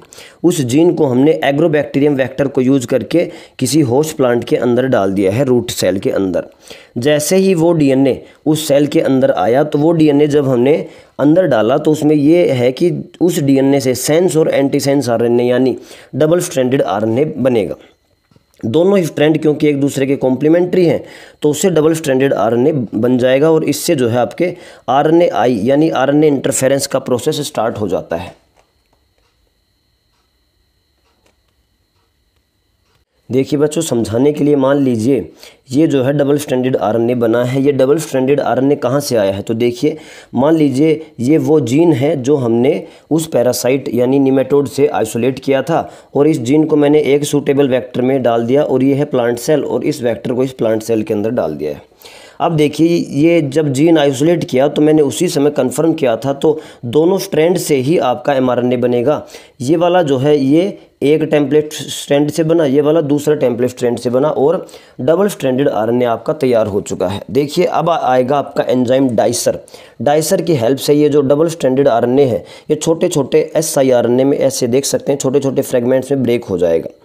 अब देखिए मान लो अब एक्चुअल में ये है प्लांट सेल और इसके ऊपर निमेटोड आ रहा है। निमेटोड अपनी इन्फेक्शन कोज करेगा, तो जब भी निमेटोड आएगा तो वो अपना जीन दोबारा से इसमें इंसर्ट करेगा जिससे उसकी इन्फेक्शन आगे बढ़ सके। जीन को जब इन्फेक्ट करता है तो इससे इसका एमआरएनए बनेगा और एमआरएनए से प्रोटीन बनेगा। हमें इस प्रोटीन बनने को रोकना है ताकि इन्फेक्शन ना हो, तो इस एमआरएनए के ऊपर आप ध्यान दें। ये जो एमआरएनए है और ये जो siRNA है जो हमने वेक्टर से निकाले थे, ये दोनों एक दूसरे के कॉम्प्लीमेंट्री हैं। तो मैंने कहा था siRNA के साथ एक एंजाइम आएगा स्लाइसर और siRNA जब मिल जाते हैं तो उसको कहते हैं रिस्क यानी RISC RNA induced silencing complex. Risk से के साथ मिलकर जो है ये siRNA सबसे पहले सिंगल स्ट्रैंड में कन्वर्ट होगा और जो आपका टारगेट mRNA है यानी ये निमेटोड का mRNA है जिससे प्रोटीन बनना है, इस mRNA के ऊपर ये siRNA जो हमने रिकॉम्बिनेंट डीएनए के थ्रू उस होस्ट सेल के अंदर डाला था वो इसके साथ बाइंड हो जाएगा। जैसे ही बाइंड होगा तो ये वाला जो है mRNA साइलेंस हो जाएगा, यानी इस mRNA से आगे आकर के किसी भी प्रकार की प्रोटीन सिंथेसिस नहीं होगी। अगर उस जीन से प्रोटीन सिंथेसिस नहीं हुई है तो वो निमेटोड जो है अपनी इन्फेक्शन को कोज नहीं कर पाया, वो टोबैको प्लांट के अंदर ट्यूमर की फॉर्मेशन को नहीं कर पाया। तो एक बिल्कुल सिंपल प्रोसेस है जिसको हमने पढ़ा है आरएनए इंटरफेरेंस, याद रखना है। आरएनए इंटरफेरेंस में एंजाइम है, डबल स्ट्रैंडेड आरएनए को काटने के लिए आएगा डाइसर और जैसे ही वो siRNA में कन्वर्ट होगा siRNA को सिंगल स्ट्रैंड में ब्रेक करेगा स्लाइसर, और स्लाइसर अपने सिंगल स्ट्रैंड में ब्रेक करने के बाद जो siRNA का सिंगल स्ट्रैंड है वो अपने कॉम्प्लीमेंट्री mRNA जो कि एक जीन से बना हुआ है इसके ऊपर बाइंड होगा और बाइंड होते ही स्लाइसर इस mRNA को छोटे टुकड़ों में ब्रेक कर देगा और ये जीन साइलेंस हो जाएगा। अब हम देखेंगे कि मेडिसिन के अंदर बायोटेक्नोलॉजी का कैसे यूज हो रहा है। देखिए, The recombinant DNA technology process have made immense impact on the area of healthcare by enabling mass production of safe and more effective therapeutic drugs। जो आपका रिकॉम्बिनेंट डीएनए टेक्नोलॉजी है इसका बहुत ज़्यादा इम्पैक्ट हुआ है आपकी हेल्थ केयर इंडस्ट्री के ऊपर। इसके अंदर हमने क्या किया है, बहुत सारे अच्छी इफेक्टिव और सेफ ड्रग्स की डिस्कवरी की है इसको यूज करके। Further the recombinant therapeutics do not induce unwanted immunological responses as common in the case of similar products isolated from non human resources. क्या होता है कि मान लो कि आपकी बॉडी में कोई प्रोटीन की कमी, मान लीजिए जैसे कि आप आगे पढ़ेंगे इंसुलिन के बारे में, तो अगर किसी को हम इंसुलिन देते हैं किसी एनिमल सोर्स का, मान लीजिए हमने कोई पिग लिया है, पिग को हम सेल लिया है, पिग के सेल से हमने इंसुलिन को आइसोलेट किया और वो इंसुलिन यदि हम ह्यूमन बींग्स को देते हैं तो उससे हमको एलर्जी हो सकती है ह्यूमंस को। लेकिन हमने फिर क्या किया, रिकॉम्बिनेंट डीएनए टेक्नोलॉजी का यूज़ करके हमने अदर सोर्स से, नॉन ह्यूमन सोर्स का यूज़ नहीं किया है, ह्यूमंस के सेल से ही हमने किया है इंसुलिन को फॉर्मेशन की है, जिसके कारण ये जो अनवांटेड इम्यूनोलॉजिकल रेस्पॉन्स हैं ये नहीं होते हैं। तो रिकॉम्बिनेंट डीएनए टेक्नोलॉजी का मेडिसिन में ये एक बेनिफिट है।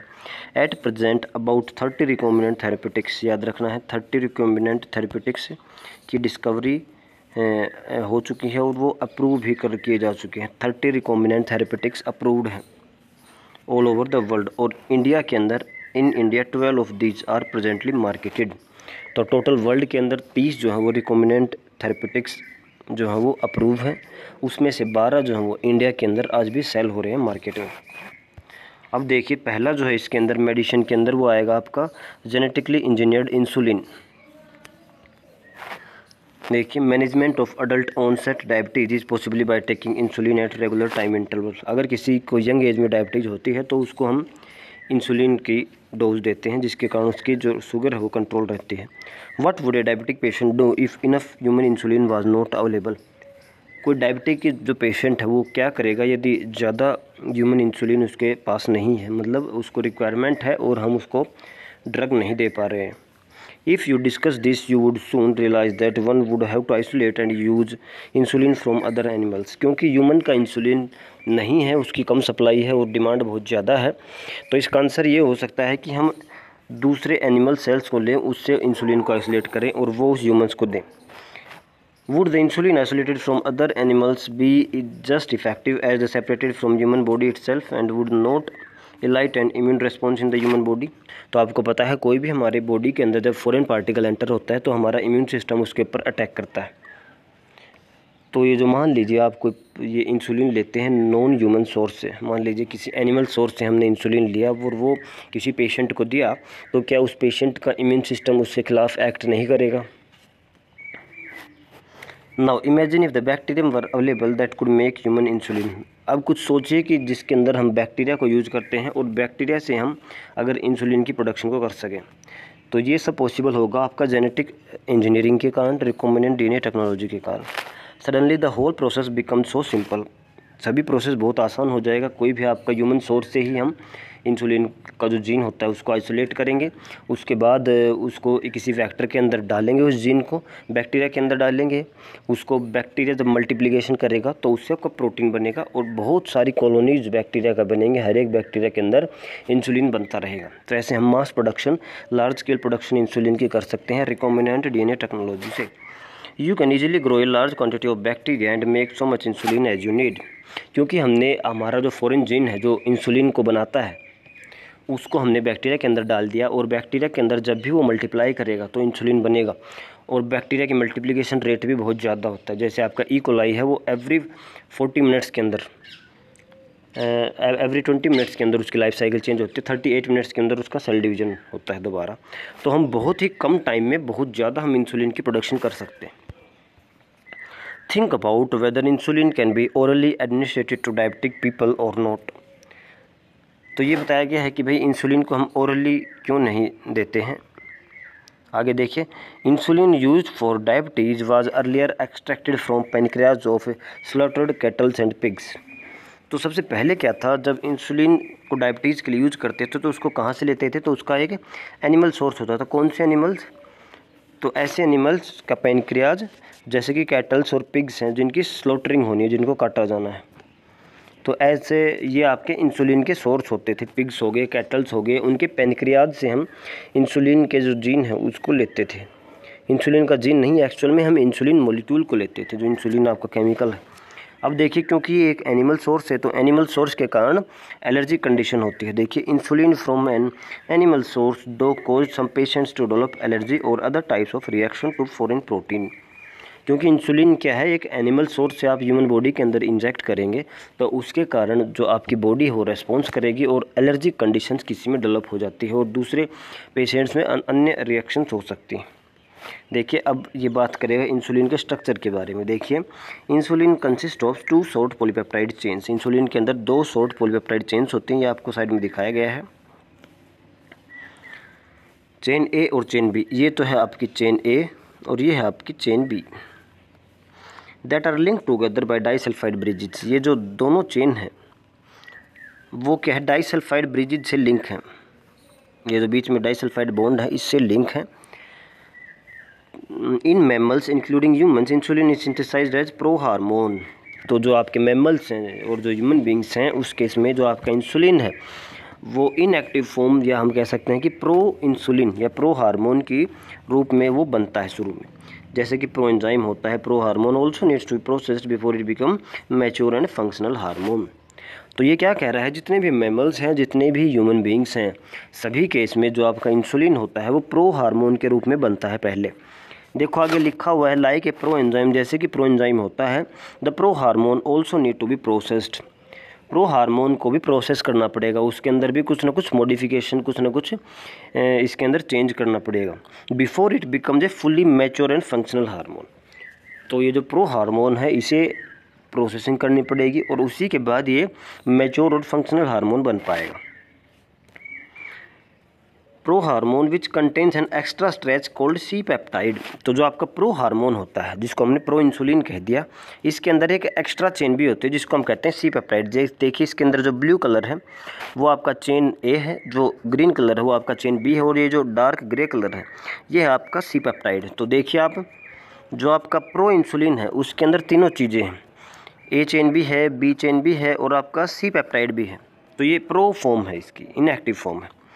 This C peptide is not present in mature insulin and it's remove during maturation into insulin. अब क्या होगा, जो आपका ये प्रो इंसुलिन को हम किस में कन्वर्ट करेंगे, इंसुलिन के अंदर। तो जो इंसुलिन के अंदर देखिए आपका फंक्शनल इंसुलिन बन गया जिसके अंदर आपका ए पेप्टाइड और बी पेप्टाइड दोनों हैं और ये आपका जो सी पेप्टाइड है वो उसको हमने बाहर निकाल दिया। देखिए लिख दिया है ये जो फ्री सी पेप्टाइड। तो हमने क्या देखा, इंसुलिन प्रो हार्मोन के फॉर्म में बनता है जिसके अंदर 3 चीज़ें होती हैं, चेन ए, चेन बी और होता है आपका सी पेप्टाइड। जो सी पेप्टाइड होता है वो सिर्फ इनएक्टिव या प्रो हार्मोन की फॉर्म में ही होता है। जब इंसुलिन को हमने एक्टिव फॉर्म में बनाना है तो इस सी पेप्टाइड को हमने रिमूव करना पड़ेगा और ये आपका बन चुका है कि फंक्शनल इंसुलिन। सी पेप्टाइड को रिमूव किया जाता है मैच्योर इंसुलिन के अंदर। The main challenge for production of insulin using rDNA techniques was getting insulin assembled into a mature form। जो हमने रिकॉम्बिनेंट डीएनए टेक्नोलॉजी का जो जिक्र किया कि जिससे आप इंसुलिन की प्रोडक्शन करोगे, तो इसमें मेन जो दिक्कत आ रही थी वो क्या था कि इसको असेंबल करना। असेंबल मतलब चेन ए और चेन बी को आपस में जोड़ना, साथ में जो सी पेप्टाइड है इसको हटाना। तो इस चीज़ में सबसे ज़्यादा दिक्कत आ रही थी जब हमने ये शुरू में स्टार्ट किया था, इसकी रिकॉम्बिनेंट डीएनए टेक्नोलॉजी का यूज़ करके इंसुलिन की प्रोडक्शन करना जब शुरू किया था।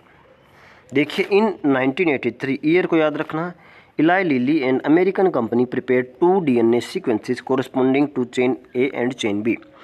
तो 1983 में एक अमेरिकन कंपनी है इलाई लिली, तो इन्होंने क्या किया था, कोई 2 DNA सीक्वेंस को आइसोलेट किया था और वो दोनों DNA सीक्वेंस आपके चेन ए और चेन बी की फॉर्मेशन कर रहे थे। चेन्स ऑफ ह्यूमन इंसुलिन, जो आपका ह्यूमन इंसुलिन है उसकी चेन ए और जो दूसरा है वो चेन बी को बना रहा था। And introduce them in a plasmid of E coli to produce insulin chain. देखिए थोड़ा सा आपको रिकॉम्बिनेंट डीएनए टेक्नोलॉजी का जो प्रोसेस है उसको याद करना पड़ेगा। हमने क्या किया है, 2 जो डीएनए को आइसोलेट कर लिया है, ये डीएनए आगे जा कर के चेन ए को बनाएगा, ये डीएनए आगे जा कर के चेन बी को बनाएगा। हमने क्या किया, एक प्लाज्मिड लिया। प्लाज्मिड आपको पता है आपके बैक्टीरिया के अंदर मेन क्रोमोसोम के अलावा एक एडिशनल डीएनए होता है, हम उसको कहते हैं extra chromosomal self replicating circular DNA. तो वो जो प्लाज्मिड होता है, हम प्लाज्मिड को हम यूज करते हैं एज ए वेक्टर का भी। तो हमने क्या किया, प्लाज्मिड को कट कर दिया और इस प्लाज्मिड के अंदर जो हमारे ये जो जीन है, मान लीजिए इसको मैं जीन ए कहता हूँ, इसको बी कहता हूँ, जीन ए और जीन बी को हमने यहाँ पे एक प्लाज्मिड के अंदर मान लीजिए ए वाले को इसमें डाल दिया और दूसरे प्लाज्मिड के अंदर बी वाले को इसमें डाल दिया और इसको हमने डाल दिया एक बैक्टीरिया के अंदर, ई कोलाई के अंदर, जैसे कि हम वेक्टर को डालते हैं। तो डालने के बाद अब बैक्टीरिया मल्टीप्लाई करेगा तो ये चेन एक वाला जीन है और चेन बी वाला जीन है, दोनों ही मल्टीप्लाई होंगे। तो हमने क्या किया है, और आखिर में वो मल्टीप्लाई करने के बाद उसका mRNA बनेगा, mRNA के बाद प्रोटीन बनेगा। तो हमें ये आपकी शॉर्ट पॉलीपेप्टाइड बन जाएगी। चेन ए पेप्टाइड एक बैक्टीरिया में बनी अलग से और चेन बी पेप्टाइड दूसरे बैक्टीरिया में बनी अलग से। देखिए चेन ए लिखा हुआ, chain A and chain B produce separately extracted and combined by creating disulphide bonds. तो ये चेन ए जो है वो एक बैक्टीरिया के अंदर बनी, चेन बी जो है वो दूसरे बैक्टीरिया के अंदर बनी अलग अलग। तो इनको आइसोलेट किया गया, इनको एक्सट्रैक्ट किया गया। चेन ए, ये मान लो चेन ए है, ये मान लो आपकी चेन बी है। और इसके अंदर अब क्या किया गया कि बाहर से हमने डाइसल्फाइड बॉन्ड बनाए हैं और इन दोनों को बाहर से हमने डाइसल्फाइड बॉन्ड के थ्रू ज्वाइन किया है। तो चेन ए अलग एक्सपेरिमेंट से बना, चेन बी अलग एक्सपेरिमेंट से बना। दोनों अलग अलग फर्मेंटेशन हो रही है, दोनों के अलग अलग फर्मेंटर के अंदर बन रहे हैं और इनको फिर आइसोलेट किया गया और इनको फिर अलग से जो आपका डाइसल्फाइड बॉन्ड है उसके थ्रू इसकी ज्वाइनिंग की गई है। तो ये आपका इंसुलिन है। इंसुलिन को कौन सी कंपनी ने पहली बार प्रोड्यूस किया? तो इलाई लिली इन 1983। इन्होंने दो सीक्वेंस आइसोलेट किए गए, सीक्वेंस ए और सीक्वेंस बी। सीक्वेंस ए आपका चेन ए को बनाएगा और सीक्वेंस बी जो है आपका वो चेन बी को बनाएगा और इनको अलग अलग से बनाया गया और बाहर ला करके इनको डाइसल्फाइड बॉन्ड के थ्रू जोड़ा गया है। और आज के इस वीडियो में हम जीन थेरेपी के बारे में पढ़ेंगे। तो let's start the topic. If a person is born with hereditary disease can a corrective therapy be taken for such a disease. ये कह रहा है कि यदि कोई आदमी को हेरिडिटरी डिजीज़ है, मतलब वंशानुगत कोई रोग है, तो उसको ठीक करने के लिए कौन सा मेथड हम सजेस्ट करेंगे। Gene therapy is an attempt to do this. तो यदि किसी को वंशानुगत रोग है, मतलब उसके जीन्स में डिफेक्ट है, जेनेटिक डिसऑर्डर्स हैं, जैसे कि हमने प्रिंसिपल ऑफ इनहेरिटेंस के अंदर पढ़ा था, उसके अंदर हमने अलग अलग जेनेटिक डिफेक्ट देखे थे, हेमोफीलिया, सिकल सेल एनीमिया वगैरह। तो ऐसे डिफेक्ट के अंदर हम कैसे उसको करेक्ट कर सकते हैं? तो उसका जो आंसर है वो एक जीन थेरेपी का है। तो भी जीन थेरेपी का यूज़ करके हम ऐसा कर सकते हैं। Gene therapy is a collection of methods that allows correction of gene defect that has been diagnosed in a child और एम्ब्रियो। देखिए क्या बोला गया है, क्योंकि जीन थेरेपी एक ऐसा मेथड है, एक कलेक्शन ऑफ मेथड्स है जो कि क्या करता है, जो आपका डिफेक्टिव जीन है, कोई जेनेटिक डिजीज है, तो मतलब कहीं ना कहीं जीन के अंदर डिफेक्ट है, जीन के जो हमारा डीएनए सीक्वेंस है उसके अंदर कोई ना कोई गड़बड़ है जिसके कारण वो अपना फंक्शन नहीं कर पा रहा है।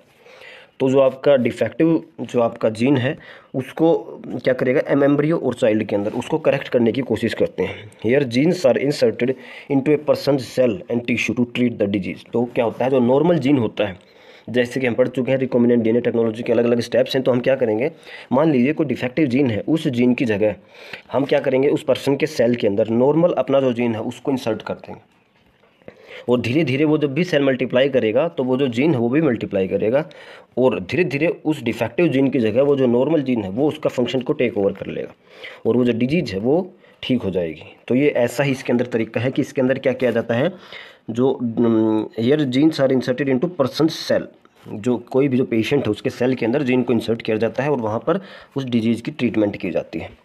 Correction of genetic defect involve delivery of normal gene into the individual or embryo to take over the function of and compensate for the non functional gene. Genetic defect इसलिए है क्योंकि वो जीन है वो नॉन फंक्शनल, वो अपना काम नहीं कर पा रहा है। तो हम क्या करेंगे, बाहर से एक नॉर्मल जीन की डिलीवरी करेंगे, या तो कोई पर्सन जो पेशेंट है उसके अंदर, या एम्ब्रियोनिक स्टेज के ऊपर ही। एम्ब्रियोनिक स्टेज के ऊपर ही सबसे ज़्यादा इफेक्टिव होता है क्योंकि वहाँ पर सेल्स का भी डिफ्रेंशिएशन स्टार्ट नहीं हुआ है, ज़्यादा डिफ्रेंशिएटेड नहीं है। डिफ्रेंशिएशन होता क्या है, तो कोई भी सेल है, ये सेल क्या फंक्शन करेगा आगे जा करके, उस सेल ने अपना डिसाइड नहीं किया है, वो अभी अनडिफ्रेंशिएटेड है। तो जब सेल डिसाइड कर लेता है कि वो इस सिस्टम का पार्ट बनेगा, ये फंक्शन करेगा, तो उसको हम कह देते हैं कि ये सेल ये जो है वो डिफ्रेंशिएटेड हो चुका है। अब ये सेल है ये अनडिफ्रेंशिएटेड है, तो ये आगे जा करके सेल डिवाइड करेगा, वो भी अनडिफ्रेंशिएटेड ही रहेंगे इनिशियल स्टेजेज के अंदर। तो अनडिफ्रेंशिएटेड सेल के अगर हम उसी के अंदर अपना जो करेक्ट जीन को डाल दें तो आगे जाके जो भी उससे सेल बनेंगे वो भी करेक्ट बनेंगे और सभी सेल्स अपना नॉर्मल फंक्शन करेंगे।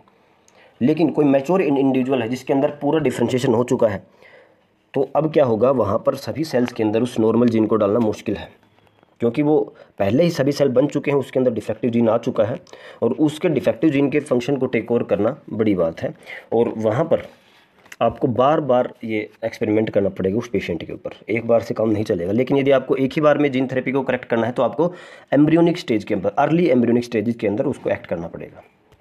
आगे देखिए, अब ये बताएगा जो फर्स्ट क्लिनिकल जीन थेरेपी है जो है was given in 1990 to 4 year old girl with adenosine deaminase deficiency.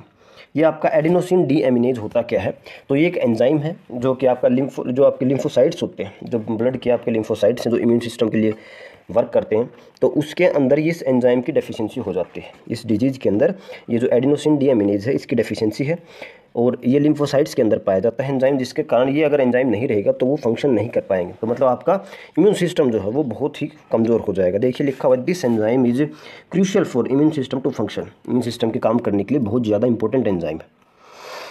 The disorder is caused due to deletion of gene for adenosine deaminase. ये किस कारण हुआ है? क्योंकि हमने जब म्यूटेशन पढ़ी थी तो उसमें हमने एक टाइप ऑफ म्यूटेशन पढ़ा था डिलीशन। तो उसमें क्या होता है, एक पर्टिकुलर जीन का सेगमेंट जो है पूरा डिलीट हो जाता है। तो ये जो आपका एडिनोसिन डीएमिनेज है ये क्यों होता है? क्योंकि एक जो जीन है जो आगे एडिनोसिन डीएमिनेज की फॉर्मेशन करेगा, वो जो जीन है वही पूरा डिलीट हो चुका है। वो जो डीएनए का सेगमेंट है जो आगे जाके एडिनोसिन डीएमिनेज एंजाइम बनाएगा, वो पूरा जो सेगमेंट है वही डिलीट हो चुका है। तो उसको हमने कहा deletion. In some children, adenosine deaminase deficiency can be cured by bone marrow transplantation. In others, it can be treated by enzyme replacement therapy. तो ये दो मेथड्स हैं कि भाई नॉर्मल तरीके से हम कैसे कर सकते हैं कि कोई भी बच्चे के अंदर यदि एडिनोसिन डीएमिनेज की डेफिशिएंसी है तो हम दो तरीकों से उसको ठीक कर सकते हैं। पहला है आपका बोन मैरो ट्रांसप्लांटेशन। आपको पता है बोन मैरो क्या होता है? जहाँ पर आपके जो भी ब्लड सेल्स हैं वो मैच्योर होते हैं और बनते हैं। तो हम क्या करेंगे, उसकी बोन मैरो को ही ट्रांसप्लांट कर देंगे। अगला क्या है आपका एंजाइम रिप्लेसमेंट थेरेपी। ये एक अलग तरीका, इसके अंदर एंजाइम को ही रिप्लेस कर रहे हैं हम, बार बार उसी एंजाइम को पर्सन की बॉडी के अंदर इंसर्ट करेंगे। देखो in which functional adenosine deaminase is given to the patient by injection. इन दोनों के अंदर ही क्या होता है एंजाइम रिप्लेसमेंट थेरेपी के अंदर ये जो आपका फंक्शनल एडिनोसिन डीएमिनेज, क्योंकि ये एंजाइम नहीं है तो इस केस में जो फंक्शनल एडिनोसिन डीएमिनेज है उसको इंजेक्शन के द्वारा पेशेंट को दिया जाता है। But the problem with both of these approach that are they are not completely curative. दोनों ही जो ये मेथड है ट्रीटमेंट के, इनकी प्रॉब्लम क्या है, ये कम्प्लीटली उसको क्योर नहीं कर सकते। As the first step towards the gene therapy, सबसे पहले अब अगर हम जीन थेरेपी की बात करें तो क्या करना होगा, lymphocytes from the blood of the patient are grown in culture outside of the body. सबसे पहले हम क्या करेंगे, जो आपका पेशेंट है उसके लिम्फोसाइट्स जो ब्लड सेल्स है लिम्फोसाइट्स है तो उसको हम लेंगे और उसको एक बाहर लैब कंडीशन में उसको ग्रोथ करेंगे, मतलब उसकी मल्टीप्लिकेशन करवाएंगे। A functional adenosine deaminase cDNA is then introduced into these lymphocytes। देखिए अब क्या है फंक्शनल एडिनोसिन डीएमिनेज cDNA। ये क्या है? cDNA होता है आपका कॉम्प्लीमेंट्री डीएनए। तो मतलब हम क्या करेंगे, एक ऐसा इसके अंदर एक रेट्रोवायरस हमने पढ़ा है कि एनिमल के केस में हम क्या करते हैं, रेट्रोवायरस वेक्टर का यूज़ करते हैं और उस एनिमल को फिर इन्फेक्ट करते हैं। रेट्रोवायरस अपना जो जेनेटिक मटेरियल है वो इंसर्ट करता है एनिमल सेल के अंदर। हम क्या करेंगे, रेट्रोवायरस के जेनेटिक मटेरियल के अंदर अपना फंक्शनल जो एडीए cDNA मतलब ना फंक्शनल एडिनोसिन डीएमिनेज का जीन जो है वो उसके अंदर इंसर्ट कर देंगे। वो एनिमल सेल को इन्फेक्ट करेगा यानी लिम्फोसाइट्स को के अंदर अपना जेनेटिक मटेरियल पास करेगा और वहाँ पर जाकर के ये जो आपका फंक्शनल एडीए जो है वो वहाँ पे इंसर्ट हो जाएगा लिम्फोसाइट्स के अंदर। अब क्या है, वो जो लिम्फोसाइट्स जो हमने पेशेंट से लिए थे उसके ब्लड से, उसके अंदर हमने फंक्शनल जो है वो आपका एंजाइम डाल दिया है। अब क्या होगा, which are subsequently return to the patient. अब वो जो हमने ब्लड लिया था उसको हमने फंक्शनल एडिनोसिन डीएमिनेज एंजाइम डाल करके पेशेंट के अंदर वापस उसको डाल दिया।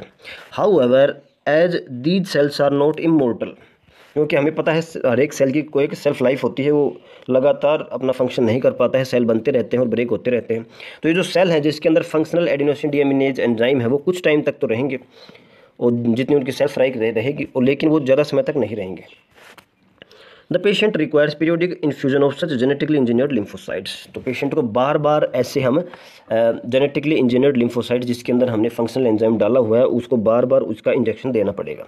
However if the gene isolate from marrow cells producing adenosine deaminase enzyme is introduced into the cells at early embryonic stage. देखिए वही बात आ गई है, early embryonic stage. Early embryonic stage के ऊपर हम अगर उसके अंदर डाल दें ये अपना सेल लिम्फोसाइट्स के जो ये हमने जेनेटिकली इंजीनियर्ड से तैयार किए हैं, तो वहाँ पर हो सकता है कि वो स्टेबल हो जाए, वो उसका परमानेंट क्योर है। क्योंकि अर्ली एम्ब्रियोनिक स्टेज के ऊपर अभी सेल्स का फेट डिसाइड नहीं हुआ है, सभी सेल्स ने का डिफ्रेंशिएशन नहीं हुआ है, तो सभी सेल्स एक जैसे ही हैं।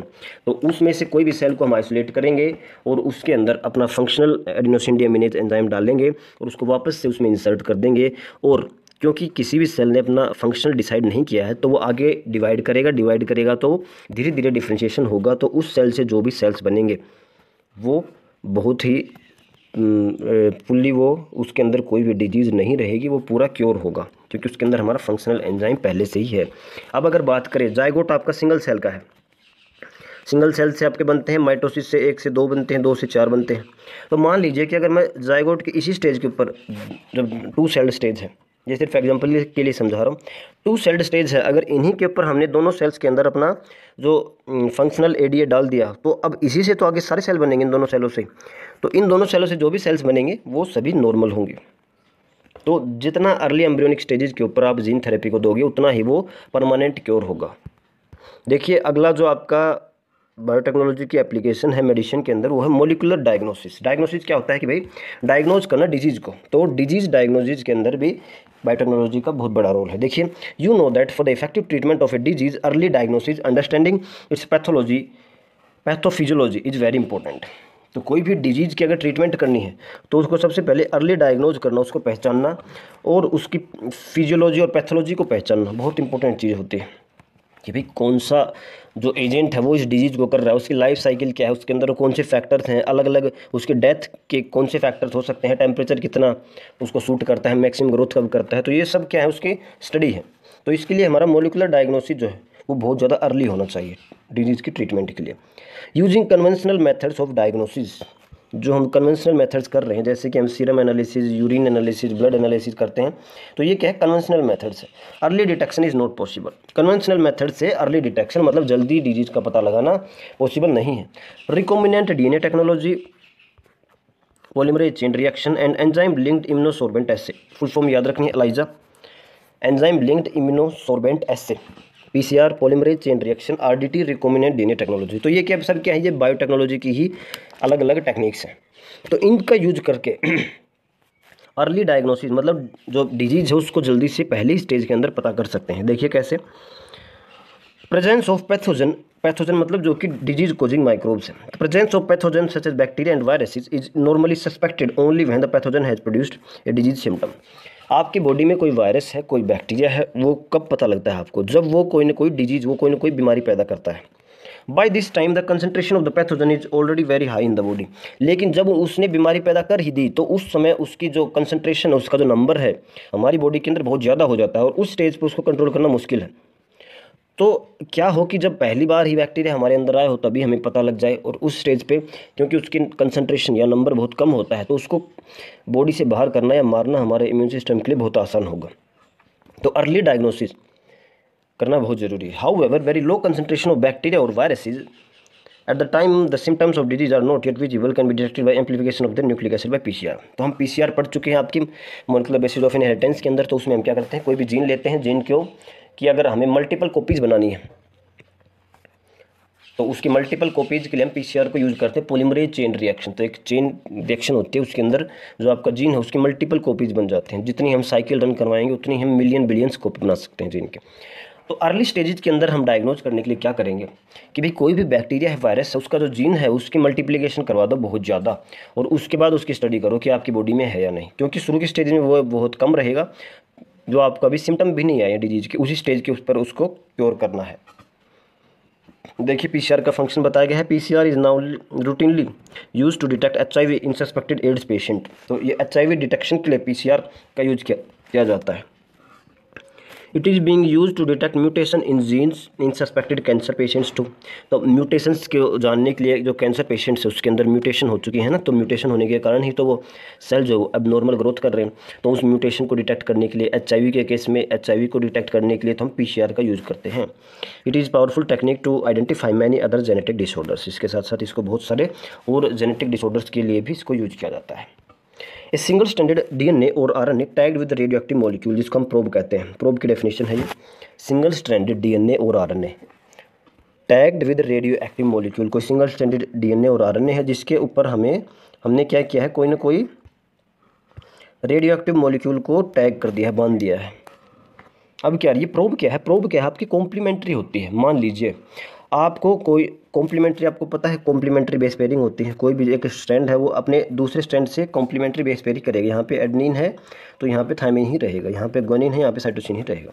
तो AT और GC कॉम्प्लीमेंट्री बेस पेयरिंग होती है।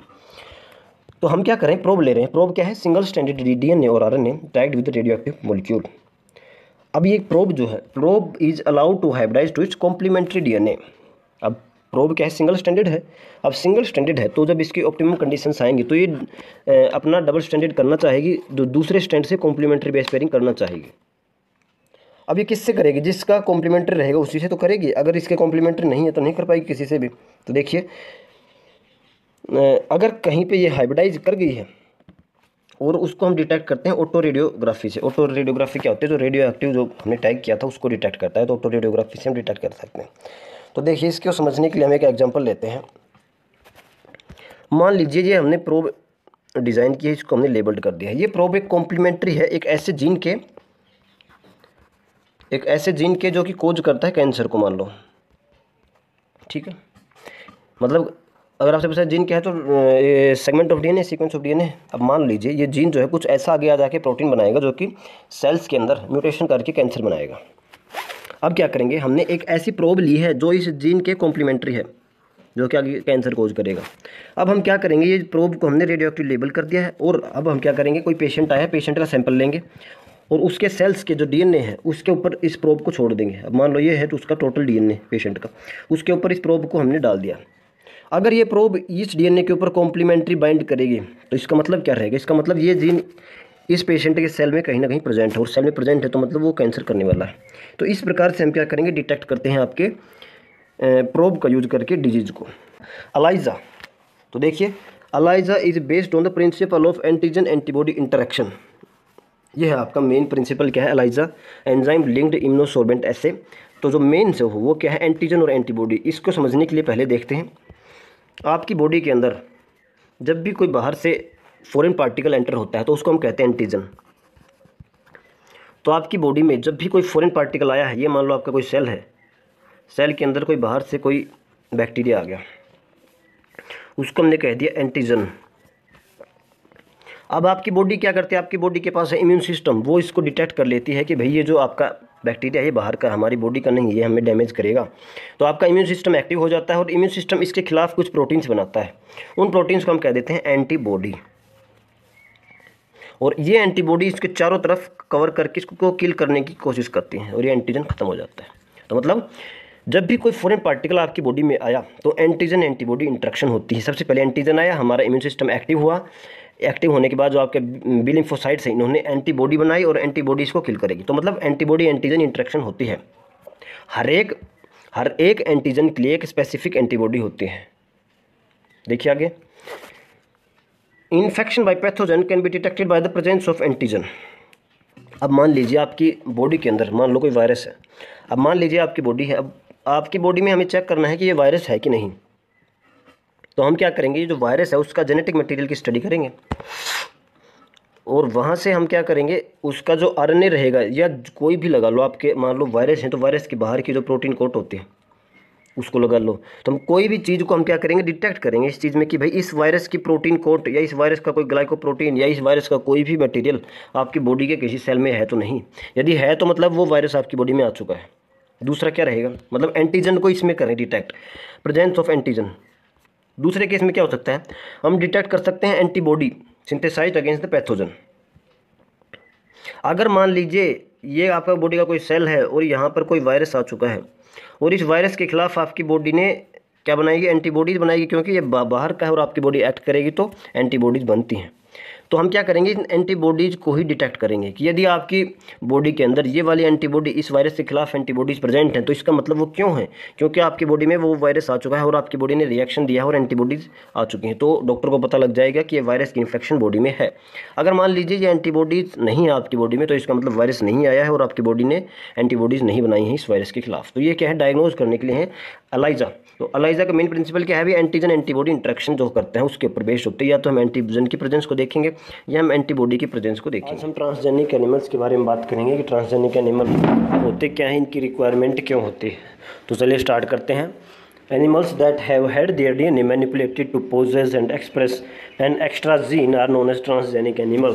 तो आपकी ट्रांसजेनिक एनिमल की डेफिनेशन बताई गई है कि भी ऐसे एनिमल जिसके अंदर कोई एक्स्ट्रा जीन है या कोई फॉरेन जीन है जो उस एनिमल के ओरिजिन का नहीं है, कोई बाहर से कोई जीन हमने इंसर्ट किया है रिकॉम्बिनेंट डीएनए टेक्नोलॉजी का यूज़ करके। और ऐसे जीन्स जो कि किसी एनिमल के अंदर इंसर्टेड हैं और वो उसके क्रोमोसोम के अंदर इंटीग्रेटेड हैं, जब एनिमल का डीएनए रेप्लिकेशन करता है तो वो जीन भी रेप्लिकेट करता है और मल्टीप्लाई करता है और अपने आप को एक्सप्रेस भी कर रहा है उस एनिमल सोर्स के अंदर। तो ऐसे एनिमल जिसके अंदर फॉरेन जीन है और वो वहाँ पर एक्सप्रेस कर रहा है उसको कहते हैं ट्रांसजेनिक एनिमल्स। आगे देखिए ट्रांसजेनिक रैट्स। अब कौन कौन से एनिमल्स अभी तक यूज किए गए हैं, तो आपके ट्रांसजेनिक रैट्स होते हैं, रैबिट्स होते हैं, पिग्स होते हैं, शीप, काऊ, फिश, इन सभी को आपको ट्रांसजेनिक बनाया गया है अभी तक एक्सपेरिमेंट्स करके। ट्रांसजेनिक रैट होते हैं, शीप होती है, काऊ होती है, फिश होती है। लेकिन आगे भी लिखा गया है although over 95% of the all existing transgenic animals are mice. तो मैक्सिमम 95% जो आपके ट्रांसजेनिक एनिमल्स हैं वो माइस हैं। मतलब सबसे ज़्यादा जो एक्सपेरिमेंट्स किए गए हैं, जो सबसे ज़्यादा जो जिन एनिमल के अंदर फॉरेन जीन्स का एक्सप्रेशन किया गया है वो है माइस। आगे ये पूछता है कि why are these animals being produce. ये जो आपके ट्रांसजेनिक एनिमल्स हैं, अगर आपसे पूछा जाए तो इसको प्रोड्यूस क्यों किया जाता है, इसकी ऐसी क्या रिक्वायरमेंट है। How can man benefit from such modifications. आदमी को इन सब से क्या फ़ायदा हो सकता है। Let us try and explore some of the common reasons. तो इन सब क्वेश्चंस का आंसर जानने के लिए कुछ नीचे आपके पॉइंट्स दिए गए हैं, इनको देखते हैं। देखिए सबसे पहला क्या है, normal physiology and development. Normal physiology and development पहला पॉइंट। तो मतलब क्या है नॉर्मल फिजियोलॉजी, कि भाई जो जीन है उसकी नॉर्मल फिजियोलॉजी स्टडी करनी है कि वो जीन क्या काम करता है, क्या उसका रोल है बॉडी के अंदर, और वो कैसे अपना एक्सप्रेशन दिखाता है, किस चीज़ को अफेक्ट कर रहा है। तो ये सब स्टडी करने के लिए हम एनिमल्स के अंदर उस जीन का एक्सप्रेशन करवाते हैं। देखिए transgenic animals can be specifically design to allow and study of how genes are regulated. तो जीन्स की स्टडी करने के लिए कि भाई जीन को रेगुलेट कैसे करें, जीन का जो एक्सप्रेशन है उसको कब एक्सप्रेस करना है, कब नहीं करना है, ये कैसे रेगुलेट होता है, कौन रोकता है इसको, ये सब स्टडी करने के लिए। How they affect the normal function of the body. तो नॉर्मल फंक्शन, बॉडी का जो नॉर्मल फंक्शन होता है उसको ये जीन कैसे अफेक्ट करता है, जो बॉडी की डेवलपमेंट हो रही है उसके दौरान इसका क्या रोल है। देखिए ये एग्जांपल दिया गया है, study of complex factors involve in growth such as insulin like growth factors. तो कोई भी जीन है उसकी क्या रोल होता है, अलग अलग नॉर्मल बॉडी फंक्शंस क्या होते हैं, उसको रेगुलेट कैसे करना है, उसकी बॉडी की डेवलपमेंट में क्या रोल है। बहुत सारे कॉम्प्लेक्स फैक्टर्स होते हैं ग्रोथ के अंदर, जैसे कि इंसुलिन लाइक ग्रोथ फैक्टर्स, तो इनका क्या रोल होता है बॉडी में। तो नॉर्मल फिजियोलॉजी और डेवलपमेंट को स्टडी करने के लिए आप ये ट्रांसजेनिक एनिमल्स की कंस्ट्रक्शन करते हो। By introducing genes from other species that alter the formation of this factor and studying the biological effects that results. क्या बताया गया है कि दूसरे स्पीसीज से हम कोई जीन को इंट्रोड्यूस करते हैं और तो वो क्या करता है, वो हमारी बॉडी के अंदर क्या करता है, उसके बायोलॉजिकल इफेक्ट क्या हो सकते हैं, इसको हम स्टडी करते हैं।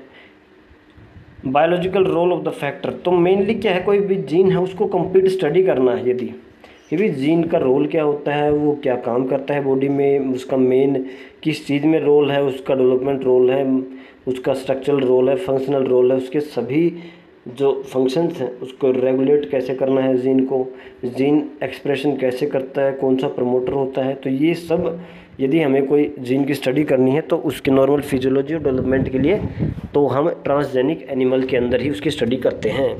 आगे देखिए study of disease, second point है स्टडी ऑफ डिजीज। तो कोई भी डिजीज़ की स्टडी करनी है, मान लीजिए कोई जेनेटिक डिजीज़ है, तो उस केस में कोई ना कोई जेनेटिक डिफेक्ट है, तो उसको अगर स्टडी करना है कि भाई इस डिजीज़ में जीन्स के अंदर जो जीन है उसके अंदर कहाँ डिफेक्ट आया है, तो उसको यदि स्टडी करना है तो वो भी आपका ट्रांसजेनिक एनिमल के अंदर ही स्टडी किया जाता है। देखिए many transgenic animals are design to increase our understanding how gene contribute to the development of disease. तो बहुत सारे ट्रांसजेनिक एनिमल्स ऐसे बनाए गए हैं जिनका यूज किया जाता है कि भाई जीन्स का रोल क्या होता है डिजीज़ की फॉर्मेशन में, डिजीज़ को करने में जीन्स अपना क्या रोल प्ले करते हैं। जैसे कि कैंसर होता है, तो कैंसर होने के अंदर कौन कौन से डिजीज़ अपना रोल प्ले कर रहे हैं, कहाँ आपका डिफेक्ट स्टार्ट होता है। तो हम अंडरस्टैंडिंग की डिजीज़ की अच्छे से अंडरस्टैंडिंग करने के लिए भी हम ट्रांसजेनिक एनिमल्स की स्टडी करते हैं, ट्रांसजेनिक एनिमल्स की फॉर्मेशन करते हैं। ऐसे बहुत सारे एक्सपेरिमेंट हो चुके हैं जिनके अंदर माइस को कैंसर किया जाता है और तब उसके बॉडी को स्टडी किया जाता है कि भाई कहाँ कहाँ पर चेंज हो रहा है, कहाँ बॉडी कैसा रिस्पॉन्स कर रही है, इम्यून सिस्टम कैसा वर्क कर रहा है, ये और हमारे जीन्स के अंदर क्या चेंज हो रहा है। तो डिजीज़ की बेटर अंडरस्टैंडिंग के लिए भी हम ट्रांसजेनिक एनिमल्स का यूज करते हैं। These are specially made to serve as a model for human disease so that investigation of new treatment for the disease is made possible। तो एज ए हम model organism लेके चलते हैं माइस को, transgenic माइस को। आपको पता है क्रोमोसोम्स और माइस के क्रोमोसोम्स और ह्यूमंस के क्रोमोसोम काफ़ी सिमिलर हैं, तो हम शुरू में जो भी आपके एक्सपेरिमेंट करते हैं, ड्रग होते हैं, सभी आपके एनिमल ट्रायल पे होते हैं, तो वो ट्रांसजेनिक होते हैं। अगर मान लीजिए डिजीज़ के अंदर हमें पता लगता है कि ये जेनेटिक डिफेक्ट है, इस जीन्स के कारण ये डिजीज़ हुई है, तो हम उसको जीन थेरेपी से करेक्ट कर सकते हैं। तो अलग अलग डिजीज़ ट्रीटमेंट के लिए भी हम इसका यूज करते हैं। Today transgenic models exhibit for many human disease such as cancer, cystic fibrosis, rheumatoid arthritis and Alzheimer disease. तो ये आपके डिजीज़ बताई गई हैं। इस केस में आपके ट्रांसजेनिक एनिमल्स के ऊपर काफ़ी काम किया जा रहा है। कैंसर हो गया, सिस्टिक फाइब्रोसिस हो गया, ये हमने जेनेटिक्स में पढ़ा है, रिमेटॉइड आर्थराइटिस हो गया, अल्जाइमर डिजीज़ हो गया। अगला आपका जो रीज़न है वो है बायोलॉजिकल प्रोडक्ट्स, कि हम ट्रांसजेनिक एनिमल्स का प्रयोग करके बायोलॉजिकल प्रोडक्ट्स की फॉर्मेशन करते हैं। जैसे कि कोई मेडिसिन होगी, मान लो अगर उस मेडिसिन को हम नॉर्मली लैब कंडीशंस के अंदर बनाएं तो हो सकता है कि वो बहुत ज़्यादा एक्सपेंसिव हो, नॉर्मल पीपल तक उसके पहुंच ना हो पाए, वो बहुत ज़्यादा एक्सपेंसिव हो जाए। तो ऐसे कंडीशन में हम कोई ट्रांसजेनिक एनिमल के अंदर उस जीन के एक्सप्रेशन कराते हैं और उस एनिमल के अंदर ही आपका वो जो मेडिसिन है या ड्रग है वो एक्सप्रेस हो जाती है। जैसे कि एक ट्रांसजेनिक काऊ है जिसके अंदर प्रोटीन का एक्सप्रेशन करवाते हैं, तो उस काऊ से जो मिल्क आएगा उसके अंदर वो प्रोटीन मिक्स होकर के आता है, तो हम इजीली पेशेंट को या कोई भी जो उसको रिक्वायरमेंट है उसको आसानी से वो दूध के थ्रू वो प्रोटीन या ड्रग दे सकते हैं। देखिए biological product, medicine required to treat certain human disease can contain biological products. बहुत सारी जो मेडिसिन्स होते हैं जो कोई ह्यूमन डिजीज़ को ट्रीटमेंट करने के लिए दी जाती है, उसके अंदर एक बायोलॉजिकल प्रोडक्ट होता है, उसी के कारण वो उसको ट्रीट कर सकते हैं। But such products are often expensive to take, लेकिन यदि हम लैब कंडीशंस में या केमिकली इसका सिंथेसाइज किए तो बहुत ज़्यादा एक्सपेंसिव होते हैं। Transgenic animal that produce useful biological products can be created by introduction of portion of DNA which code for a particular product such as human protein alpha-1 antitrypsin to treat emphysema. देखिए एक disease होती है emphysema, उसकी treatment के लिए एक human protein होता है जिसका नाम है आपका अल्फा-1 एंटीट्रिप्सिन। अल्फा-1 एंटीट्रिप्सिन नाम है। तो ये अगर आपका प्रोटीन कोई डिजीज़ वाले पेशेंट को दे दिया जाए तो उसको हम एम्फाइसीमा डिजीज जो है वो ट्रीट कर सकते हैं। तो यदि हम इसको डायरेक्टली अगर हम इसको प्रिपेयर करें लैब में या केमिकली सिंथेसाइज करें तो ये काफ़ी एक्सपेंसिव हो जाएगा और अफोर्ड नहीं कर पाएंगे पेशेंट। तो हम क्या करेंगे, ये जो आपका ह्यूमन प्रोटीन है जिसका नाम है अल्फा-1 एंटीट्रिप्सिन, ये कोई ना कोई जीन इस चीज़ को बनाता होगा, तो उस जीन को आइसोलेट करेंगे और हम किसी न किसी ट्रांसजेनिक किसी एनिमल के अंदर डालेंगे और उस एनिमल में वो एक्सप्रेस करेगा और उस एनिमल से उसको बाहर निकाल के पेशेंट को देंगे। तो देखिए कैसे किया गया है इसको। Similar attempts are made for treatment of phenylketonuria. एक डिजीज होती है आपकी फिनाइल कीटोन यूरिया को भी ट्रीट करने के लिए ऐसा ही तरीका यूज किया गया है। एंड सिस्टिक फाइब्रोसिस के अंदर, फिनाइल कीटोन यूरिया के अंदर और एम्फाइसीमा के अंदर ऐसा ही हमने यूज किया है, जहाँ पर कि जो इसके जीन्स है उसको हम इंट्रोड्यूस कर देते हैं किसी एनिमल के अंदर और वहाँ वो एनिमल के अंदर एक्सप्रेस करता है, तो हम उसको कहते हैं ट्रांसजेनिक एनिमल और उस ट्रांसजेनिक एनिमल से उसको आइसोलेट करके पेशेंट को दिया जाता है। देखिए 1997 में क्या हुआ, फर्स्ट ट्रांसजेनिक काऊ रोजी, नाम याद रखना है 1997 कौन सी काऊ है तो हम कहेंगे रोजी, ट्रांसजेनिक काऊ है, प्रोड्यूस ह्यूमन प्रोटीन। और उसने क्या किया कि ह्यूमन प्रोटीन को प्रोड्यूस किया, एनरिच्ड मिल्क 2.4 ग्राम्स पर लीटर। तो एक ट्रांसजेनिक काऊ बनाई गई जिसके अंदर एक जीन डाला गया जो कि ह्यूमन प्रोटीन को कोड करेगा। तो अब काऊ के अंदर जीन को डाल दिया है तो वो प्रोटीन अब उसके अंदर एक्सप्रेस कर रहा है, मतलब बन रहा है, तो वो प्रोटीन आएगा कहाँ, तो वो मिल्क के थ्रू निकलता है। तो देखिए और 1 लीटर मिल्क के अंदर वो 2.4 ग्राम प्रोटीन बनता है। The milk contain the human alpha lactalbumin and was nutritionally more balanced products for human babies than natural cow milk. तो क्या होता है, जो आपका नेचुरल काऊ मिल्क होता है उसके अंदर ये आपका ह्यूमन अल्फा लैक्ट एल्ब्यूमिन जो प्रोटीन है वो नहीं होता है, लेकिन जो हमने ट्रांसजेनिक काऊ बनाई रोजी 1997 में उसके अंदर 2.4 ग्राम पर लीटर ऑफ मिल्क ये आपका प्रोटीन प्रेजेंट था, जो कि बेबीज़ के लिए, जो ह्यूमन बेबीज़ के लिए बहुत अच्छा होता है। और नॉर्मल काऊ का जो मिल्क होता है उससे काफ़ी उसके अंदर न्यूट्रिशन वैल्यू, मतलब न्यूट्रिशन बहुत ज़्यादा होता है। तो ये आपका एक एग्जांपल है बायोलॉजिकल प्रोडक्ट्स का हम प्रोडक्शन करते हैं बाय यूजिंग ट्रांसजेनिक एनिमल। अगला देखिए वैक्सीन सेफ्टी। वैक्सीन क्या होती है आपसे पूछा जाए तो तो वैक्सीन वही कुछ ऐसा होता है, मान लीजिए कोई डिजीज़ कोजिंग ऑर्गेनिज्म है, उसको वीकेंड फॉर्म में हमारी बॉडी के अंदर डालते हैं, फिर एंटीबॉडीज़ बनती हैं। एंटीबॉडीज़ हमारी बॉडी के अंदर बनते ही तो हमारी बॉडी के खिलाफ जब एक्चुअल एनकाउंटर होगा, एक्चुअल में वो वायरस आएगा या डिजीज़ कोजिंग माइक्रोब आएगा, तो वो एंटीबॉडीज़ हमारी बॉडी में पहले से मिल जाएंगी और उसको जल्दी से किल कर देंगे। तो ये होता है आपका वैक्सीनेशन। तो ट्रांसजेनिक माइस को हमने डेवलप किया है। Transgenic mice are developed for use testing the safety of vaccine before they are used on humans. तो कोई भी वैक्सीन को बनाने से पहले उसकी टेस्टिंग की जाती है, तो ट्रांसजेनिक माउस के अंदर इसका यूज किया जाता है टेस्टिंग के लिए। Transgenic mice are being use to test the safety of the polio vaccine. तो पोलियो वैक्सीन जो आपकी थी उसकी सेफ्टी को, भाई सेफ्टी के लिए लिया गया है कि भाई वो सेफ़ भी है कि नहीं। मान लीजिए हमने एक माइक्रोब को एक ह्यूमन बॉडी के अंदर डायरेक्टली डालेंगे तो हो सकता है कि उसका कुछ गलत इफेक्ट हो जाए, वो फैटल भी हो सकता है, डेथ भी कॉज कर सकता है। तो सबसे पहले उसकी सेफ्टी चेक करेंगे by introducing it into the transgenic माइस। तो सबसे पहले जो पोलियो वैक्सीन की थी, इसकी भी हमने जो टेस्टिंग की थी, वैक्सीन की सेफ्टी टेस्टिंग, वो भी ट्रांसजेनिक माइस के अंदर ही की थी। If successful and found to be reliable they could replace the use of monkeys to test the safety of batches of the vaccine. यदि ये सेफ़ होता है ट्रांसजेनिक माइस के अंदर वैक्सीन का यूज करना, तो उसके बाद इसके मंकीज़ के ऊपर, मंकीज़ का एक बैच होता है उसके ऊपर टेस्टिंग की जाती है। सबसे पहले माइस के ऊपर, माइस के बाद मंकीज़, एप्स एंड लास्ट में आपकी ह्यूमन बींग्स के ऊपर ट्रायल होता है। जैसे कि अभी कोरोना वायरस की भी अगर वैक्सीन की बात करें, टेस्टिंग चल रही है, तो वो एक काफ़ी टाइम टेकिंग प्रोसेस है, कंज्यूमिंग प्रोसेस है। स्टेजेस के अंदर होता है। सबसे पहले ड्रग को हम आइसोलेट करेंगे, उसका इफेक्ट को हम किसी मॉडल ऑर्गेनिज्म के अंदर स्टडी करेंगे। मान लीजिए हमने माइस के ऊपर उसको डाल के देखा तो उसने क्या इफेक्ट दिखाया। अगर वो सक्सेसफुल रहा तो उसको अगली स्टेज के ऊपर लेके जाएंगे, जहाँ पर आप मंकीज़ के ऊपर टेस्ट करते हैं, एनिमल ट्रायल बोलते हैं इसको। उसके बाद आपका एनिमल ट्रायल कंप्लीट होने के बाद वो किसी ह्यूमन बींग के अंदर ऊपर टेस्ट की जाएगी, और वहाँ भी अगर रिजल्ट सही रहे तो फिर आपकी जो नेशनल अथॉरिटी जो होती हैं कंट्री की, जो एक ड्रग को अप्रूव करती हैं, तो उनके पास वो जाएगी, उनके पास पूरी रिपोर्ट जाएगी। उसके बाद वो आपको अप्रूव करके देंगे कि this vaccine can be use for treatment. तो ये काफ़ी टाइम टेकिंग प्रोसेस होता है, और इसको एक बार अप्रूवल मिलने के बाद कंपनीज फिर इसका प्रोडक्शन स्टार्ट करती हैं। लास्ट देखिए आपकी chemical safety testing. This is known as toxicity या सेफ्टी टेस्टिंग।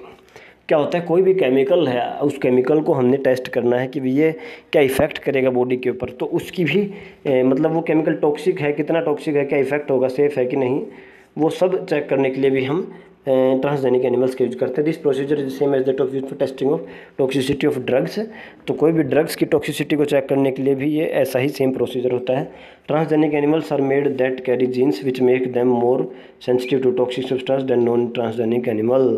तो ये क्या बोल रहा है, आपके ट्रांसजेनिक एनिमल हैं वो जो है, मान लीजिए कोई टॉक्सिक केमिकल हमने बॉडी के अंदर डाल दिया, एक नॉर्मल माउस के अंदर डाला, एक आपका ट्रांसजेनिक माइस के अंदर। तो आज आपका ट्रांसजेनिक माइस है, उसको हमने सेंसिटिव बना दिया उसको, मतलब वो जो आपका टॉक्सिक डाल रहे हैं वो ज़्यादा इफेक्ट करेगा ट्रांसजेनिक को देन द नॉर्मल माउस, ताकि उसकी स्टडी अच्छे से की जा सके कि भाई इफेक्ट जो कर रहा है बॉडी में कहाँ कर रहा है, कितना कर रहा है, क्या ये एक्सेप्टेबल है या नहीं। They are then expose to toxic substance and effects studied.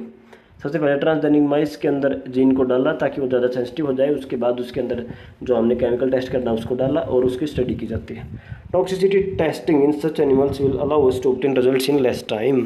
तो ये क्या है, भी सेंसिटिव है तो लेस टाइम में हमें रिजल्ट मिल जाते हैं, ज़्यादा टाइम टेकिंग एक्सपेरिमेंट नहीं होते हैं।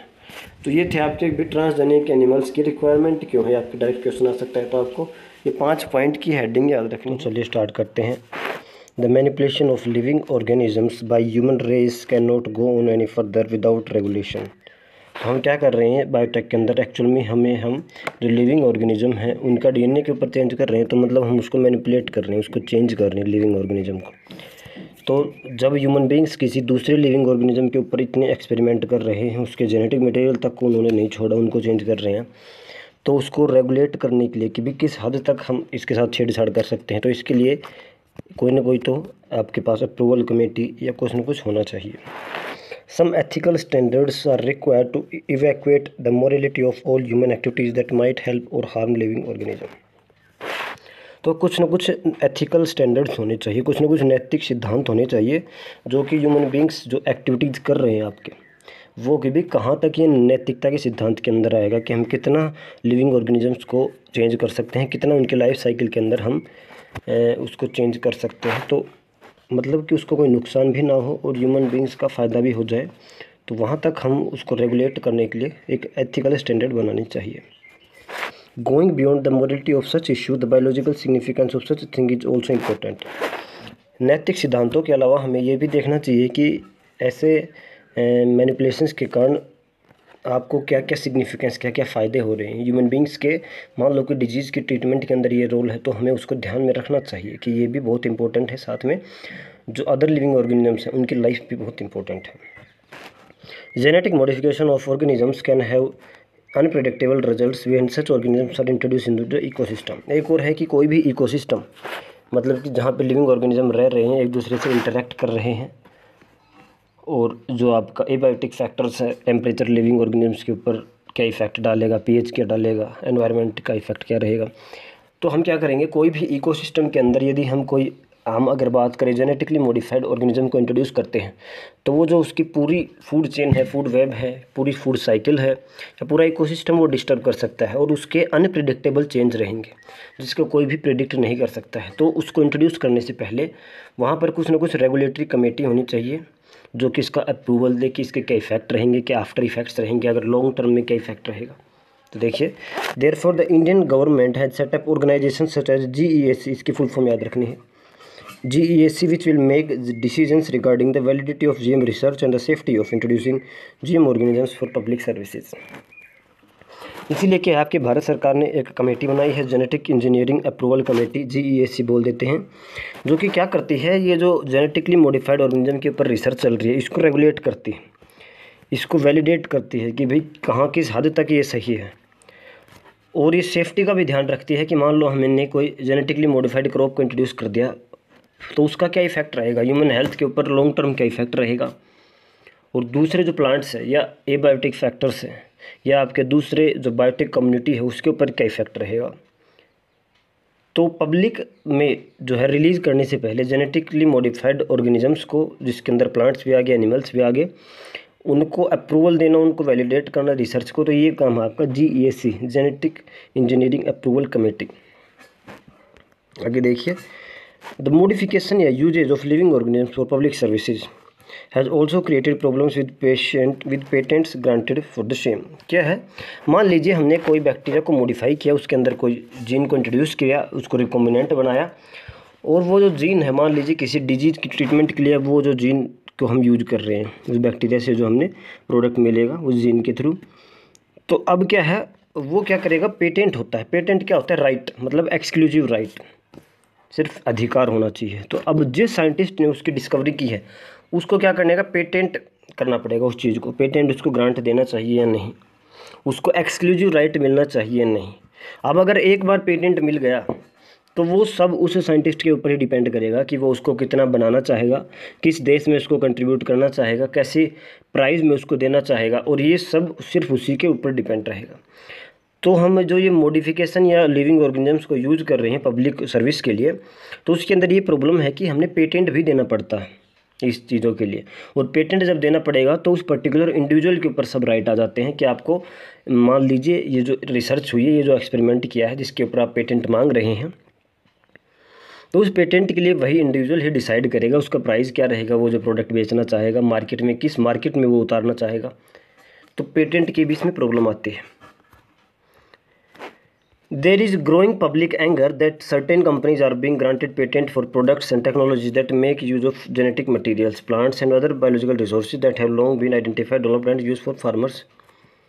देखिए क्या है, ये ऐसा कुछ हुआ है, मान लीजिए कोई इंडिया के अंदर कोई आदिवासी जो जीव हैं उन्होंने क्या किया है, कोई जड़ी बूटी का यूज़ कर रहे हैं, वो काफ़ी सालों से, उनके एंसेस्टर्स भी करते थे, वो भी कर रहे हैं।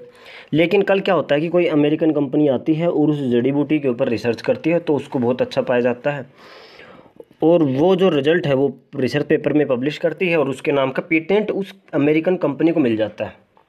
और अब क्या होगा, वो जो उसको बेचना चाहेगी तो वो अमेरिकन कंपनी ही बेचेगी, उसका पैसा वही डिसाइड करेगी।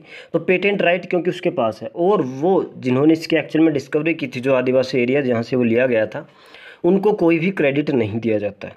तो ये क्या है कि बहुत सारा पब्लिक एंगर है कि भाई जो पब्लिक डोमेन में जो चीज़ें हैं उनको पेटेंट किया जा रहा है और फिर उनको कमर्शियल लेवल पे यूज़ किया रहा है। जैसे हम बात करें तो हमारे जो घरेलू नुस्खे हैं उनको हमारे लोग बहुत काफ़ी समय से यूज़ करते आ रहे हैं, लेकिन अगर मान लो कोई अमेरिकन कंपनी आए और वो कहे कि भाई मेरा हल्दी के ऊपर पेटेंट राइट है और मैंने ऐसे ऐसे एक्सपेरिमेंट किया और इसके ये फ़ायदे हैं, तो मैं जो भी मार्केट में प्रोडक्ट उतारूँगा हल्दी को लेकर, उसका पेटेंट मेरे पास रहेगा और कोई उसको यूज़ नहीं कर सकता। तो ये क्या है, पब्लिक डोमेन की चीज़ों के ऊपर अगर पेटेंट लेकर आ रहे हैं तो वो भी क्या है कि बहुत ही एंगर वाली बात है। वो क्या हो सकता है, कोई जेनेटिक मटेरियल हो सकता है, प्लांट से भी ले सकते हैं, बायोलॉजिकल रिसोर्सेज से भी ले सकते हैं, तो ये भी नहीं होना चाहिए। देखिए इसका एक एग्जांपल है, इसके ऊपर क्वेश्चन भी आ सकता है कि भाई rice is an important food grain, चावल एक बहुत ही अच्छा फूड ग्रेन है, the presence of which goes back thousands of year in Asia's agriculture history. तो एशिया के अंदर हज़ारों से इसकी एग्रीकल्चर हिस्ट्री है, मतलब इसको हज़ारों सालों से खेती की जा रही है चावल की।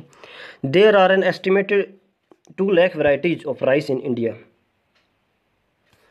सिर्फ भारत के अंदर ही 2 लाख से ज़्यादा वैरायटी हैं चावल की। The diversity of rice in India is one of the richest in the world, जो वर्ल्ड में सबसे ज़्यादा है।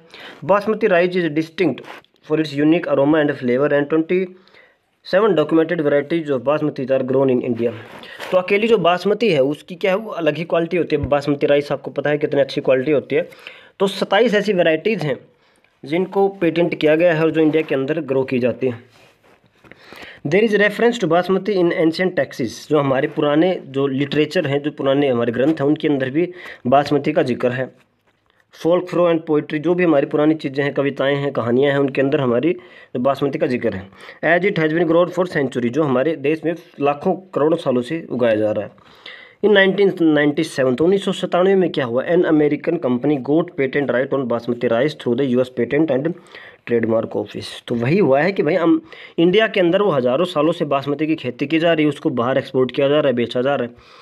तो अमेरिकन कंपनी 1997 में आती है, वो ये कहती है कि जो बासमती है उसका पेटेंट है, वो उसने यूएस में अपना जो पेटेंट का ऑफिस होता है वहाँ से उसका पेटेंट उसको मिल गया। पेटेंट का मतलब क्या होता है भाई, एक्सक्लूसिव राइट। एक्सक्लूसिव राइट अब उसी कंपनी के पास है कि वो बासमती को कितने रेट में बेचेगी, कहाँ कहाँ वो उसको ग्रो करना चाहती है, कौन सी वैरायटी बेचना चाहती है। तो अगर इंडिया के अंदर भी वो अगर मिल रहा है तो वो उसके ऊपर केस कर सकता है। ये कॉपीराइट इन्फ्रिंजमेंट बोलते हैं कि कॉपीराइट, कि भी हमारा जो पेटेंट है उसी की कॉपी करके ये लोग कर रहे हैं, और उसका जो भी मुनाफा होगा या कुछ भी होगा वो उसको देना पड़ेगा वापस कंपनी को। तो देखिए 1997 में क्या हुआ, एक अमेरिकन कंपनी आई और उसने बासमती के ऊपर अपना पेटेंट हासिल कर लिया। This allowed the company to sell in new variety of basmati in US and abroad. तो इससे क्या हुआ, यूएस के अंदर और बाहर के देशों में वो एक नई बासमती की जो वैरायटी है वो बेचने लगे। This new variety of basmati had actually been derived from India's farmer variety. तो इसको एक्चुअल में कहाँ से लिया गया है, जो भारत के जो फार्मर थे जो ग्रो कर रहे थे हज़ारों सालों से, उन्हीं से लिया गया है। Indian basmati was crossed with semi dwarf varieties and claimed as invention और नोवेलिटी।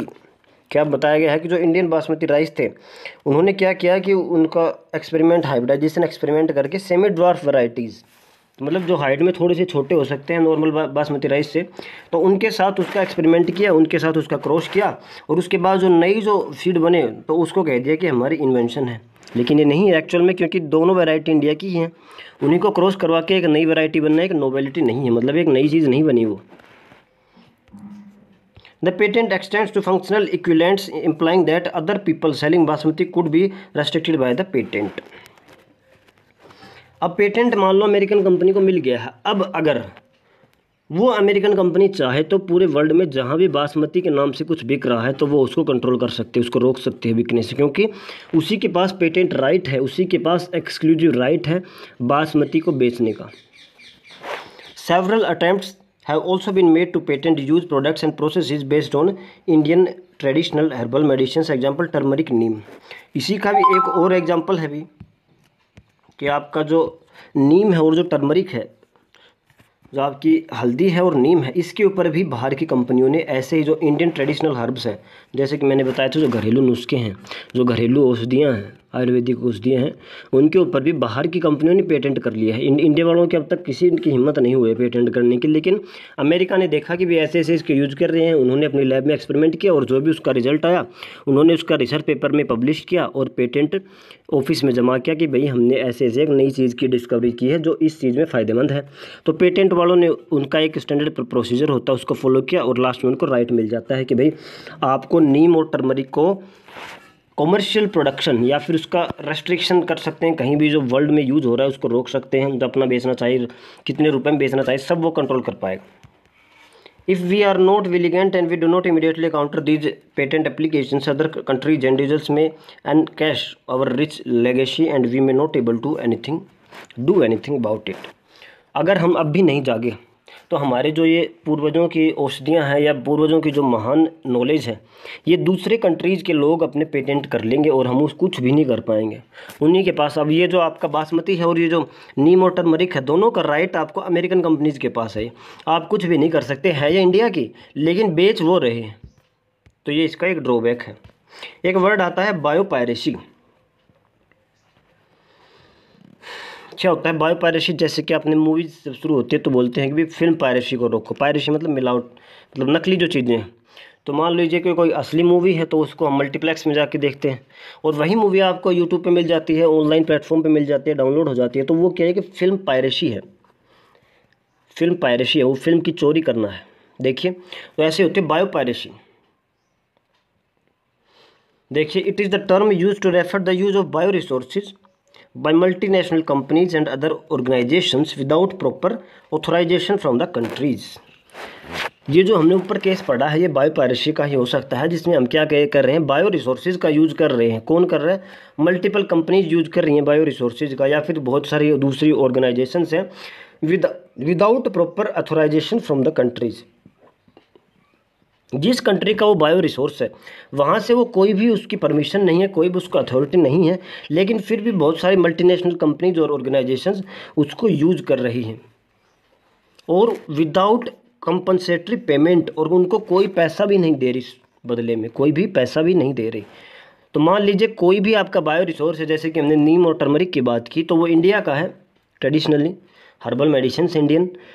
तो अब ये मल्टीनेशनल कंपनीज़ हैं, अमेरिकन कंपनीज़ हैं, दूसरी ऑर्गेनाइजेशन से जो इसको यूज़ कर रही हैं, इसके ऊपर एक्सपेरिमेंट कर रही हैं, उसके बाद अपना प्रोडक्ट बेच रही है, मार्केट में पैसे कमा रही हैं।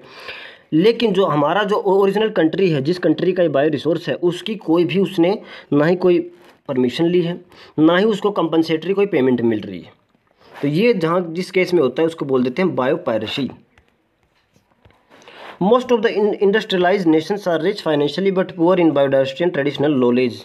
ज़्यादातर जो भी अमीर देश हैं आज के वो क्या है, फाइनेंशियली तो रिच है, पैसा उनके पास बहुत है, बट पुअर इन बायोडाइवर्सिटी। जो बायोडाइवर्सिटी है, जो अलग अलग विभिन्नताएं हैं, प्लांट की स्पीसीज़ है, एनिमल की स्पीसीज़ है, हर्ब्स हैं, मेडिसिन्स हैं, मेडिसिनल प्लांट्स हैं, आपके जो भी मसाले हैं। ये बहुत अच्छी बात है कि जो मसाले हैं वो सिर्फ इंडियन वेराइटीज़ से ही आते हैं। मतलब जो सबसे पहले जिसने यूज किया था मसाले वगैरह का, तो इंडियन फूड्स में ही ये यूज़ होता है। बाहर के कंट्रीज़ अब इंडिया की देख देख में अपने ये स्पाइसेस वगैरह क्रिएट कर रहे हैं। तो ये भी एक ट्रेडिशनल नॉलेज है। तो हमारी जो ट्रेडिशनल नॉलेज है उसको हमें बचा के रखना है, कोई चुरा ना पाए, और उससे फ़ायदा वो उठाते हैं, नॉलेज हमारी है वो। तो मतलब जो रिच कंट्रीज़ हैं वो बहुत ही पुअर हैं, बायोडाइवर्सिटी में भी पुअर हैं, उनके पास ट्रेडिशनल नॉलेज भी नहीं है, जो उनके पूर्वजों ने जो भी ज्ञान है वो कुछ भी नहीं है। In contrast the developing and under developed world is rich in biodiversity and traditional knowledge. इसके विपरीत जो गरीब देश हैं या जो इंडिया जैसे देश हैं वो बायोडाइवर्सिटी में रिच हैं और उनके पास ट्रेडिशनल नॉलेज भी बहुत ज़्यादा है। Traditional knowledge related to bio resources can be exploited to develop modern applications and can also reduce time effort expenditure during the commercialisation. तो हम ट्रेडिशनल नॉलेज को बहुत सारी चीज़ों के लिए यूज़ कर सकते हैं। मॉडर्न जो आधुनिक एप्लीकेशन जो बन रही हैं आजकल, इससे हमारा टाइम भी बचेगा, पैसा भी बचेगा, हमारे एफर्ट भी कम लगेंगे, और जो हम बेचते हैं उसमें भी हमारा ज़्यादा मुनाफा होगा अगर हम एक्सपोर्ट करें वर्ल्ड लेवल के ऊपर। तो ट्रेडिशनल नॉलेज बहुत अच्छी चीज़ है।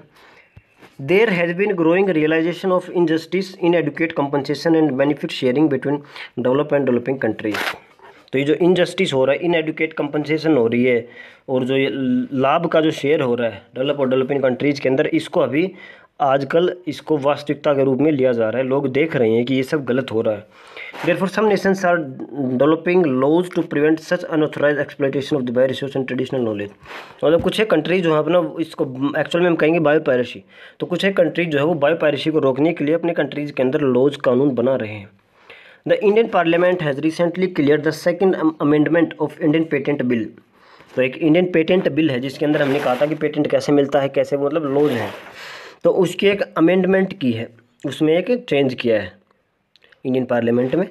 That take such issues in consideration including patent terms, emergency provisions and research and developing initiative. तो इसके अंदर ये सभी चीज़ें आई हैं जिसके अंदर बायो पायरेसी को रोक सकते हैं। अगर कोई हमारे ट्रेडिशनल नॉलेज है उसको भी हम प्रिवेंट कर सकते हैं। तो ये आपके इंडियन पेटेंट बिल के अंदर सेकंड अमेंडमेंट हुई है, उसके अंदर ही आता है।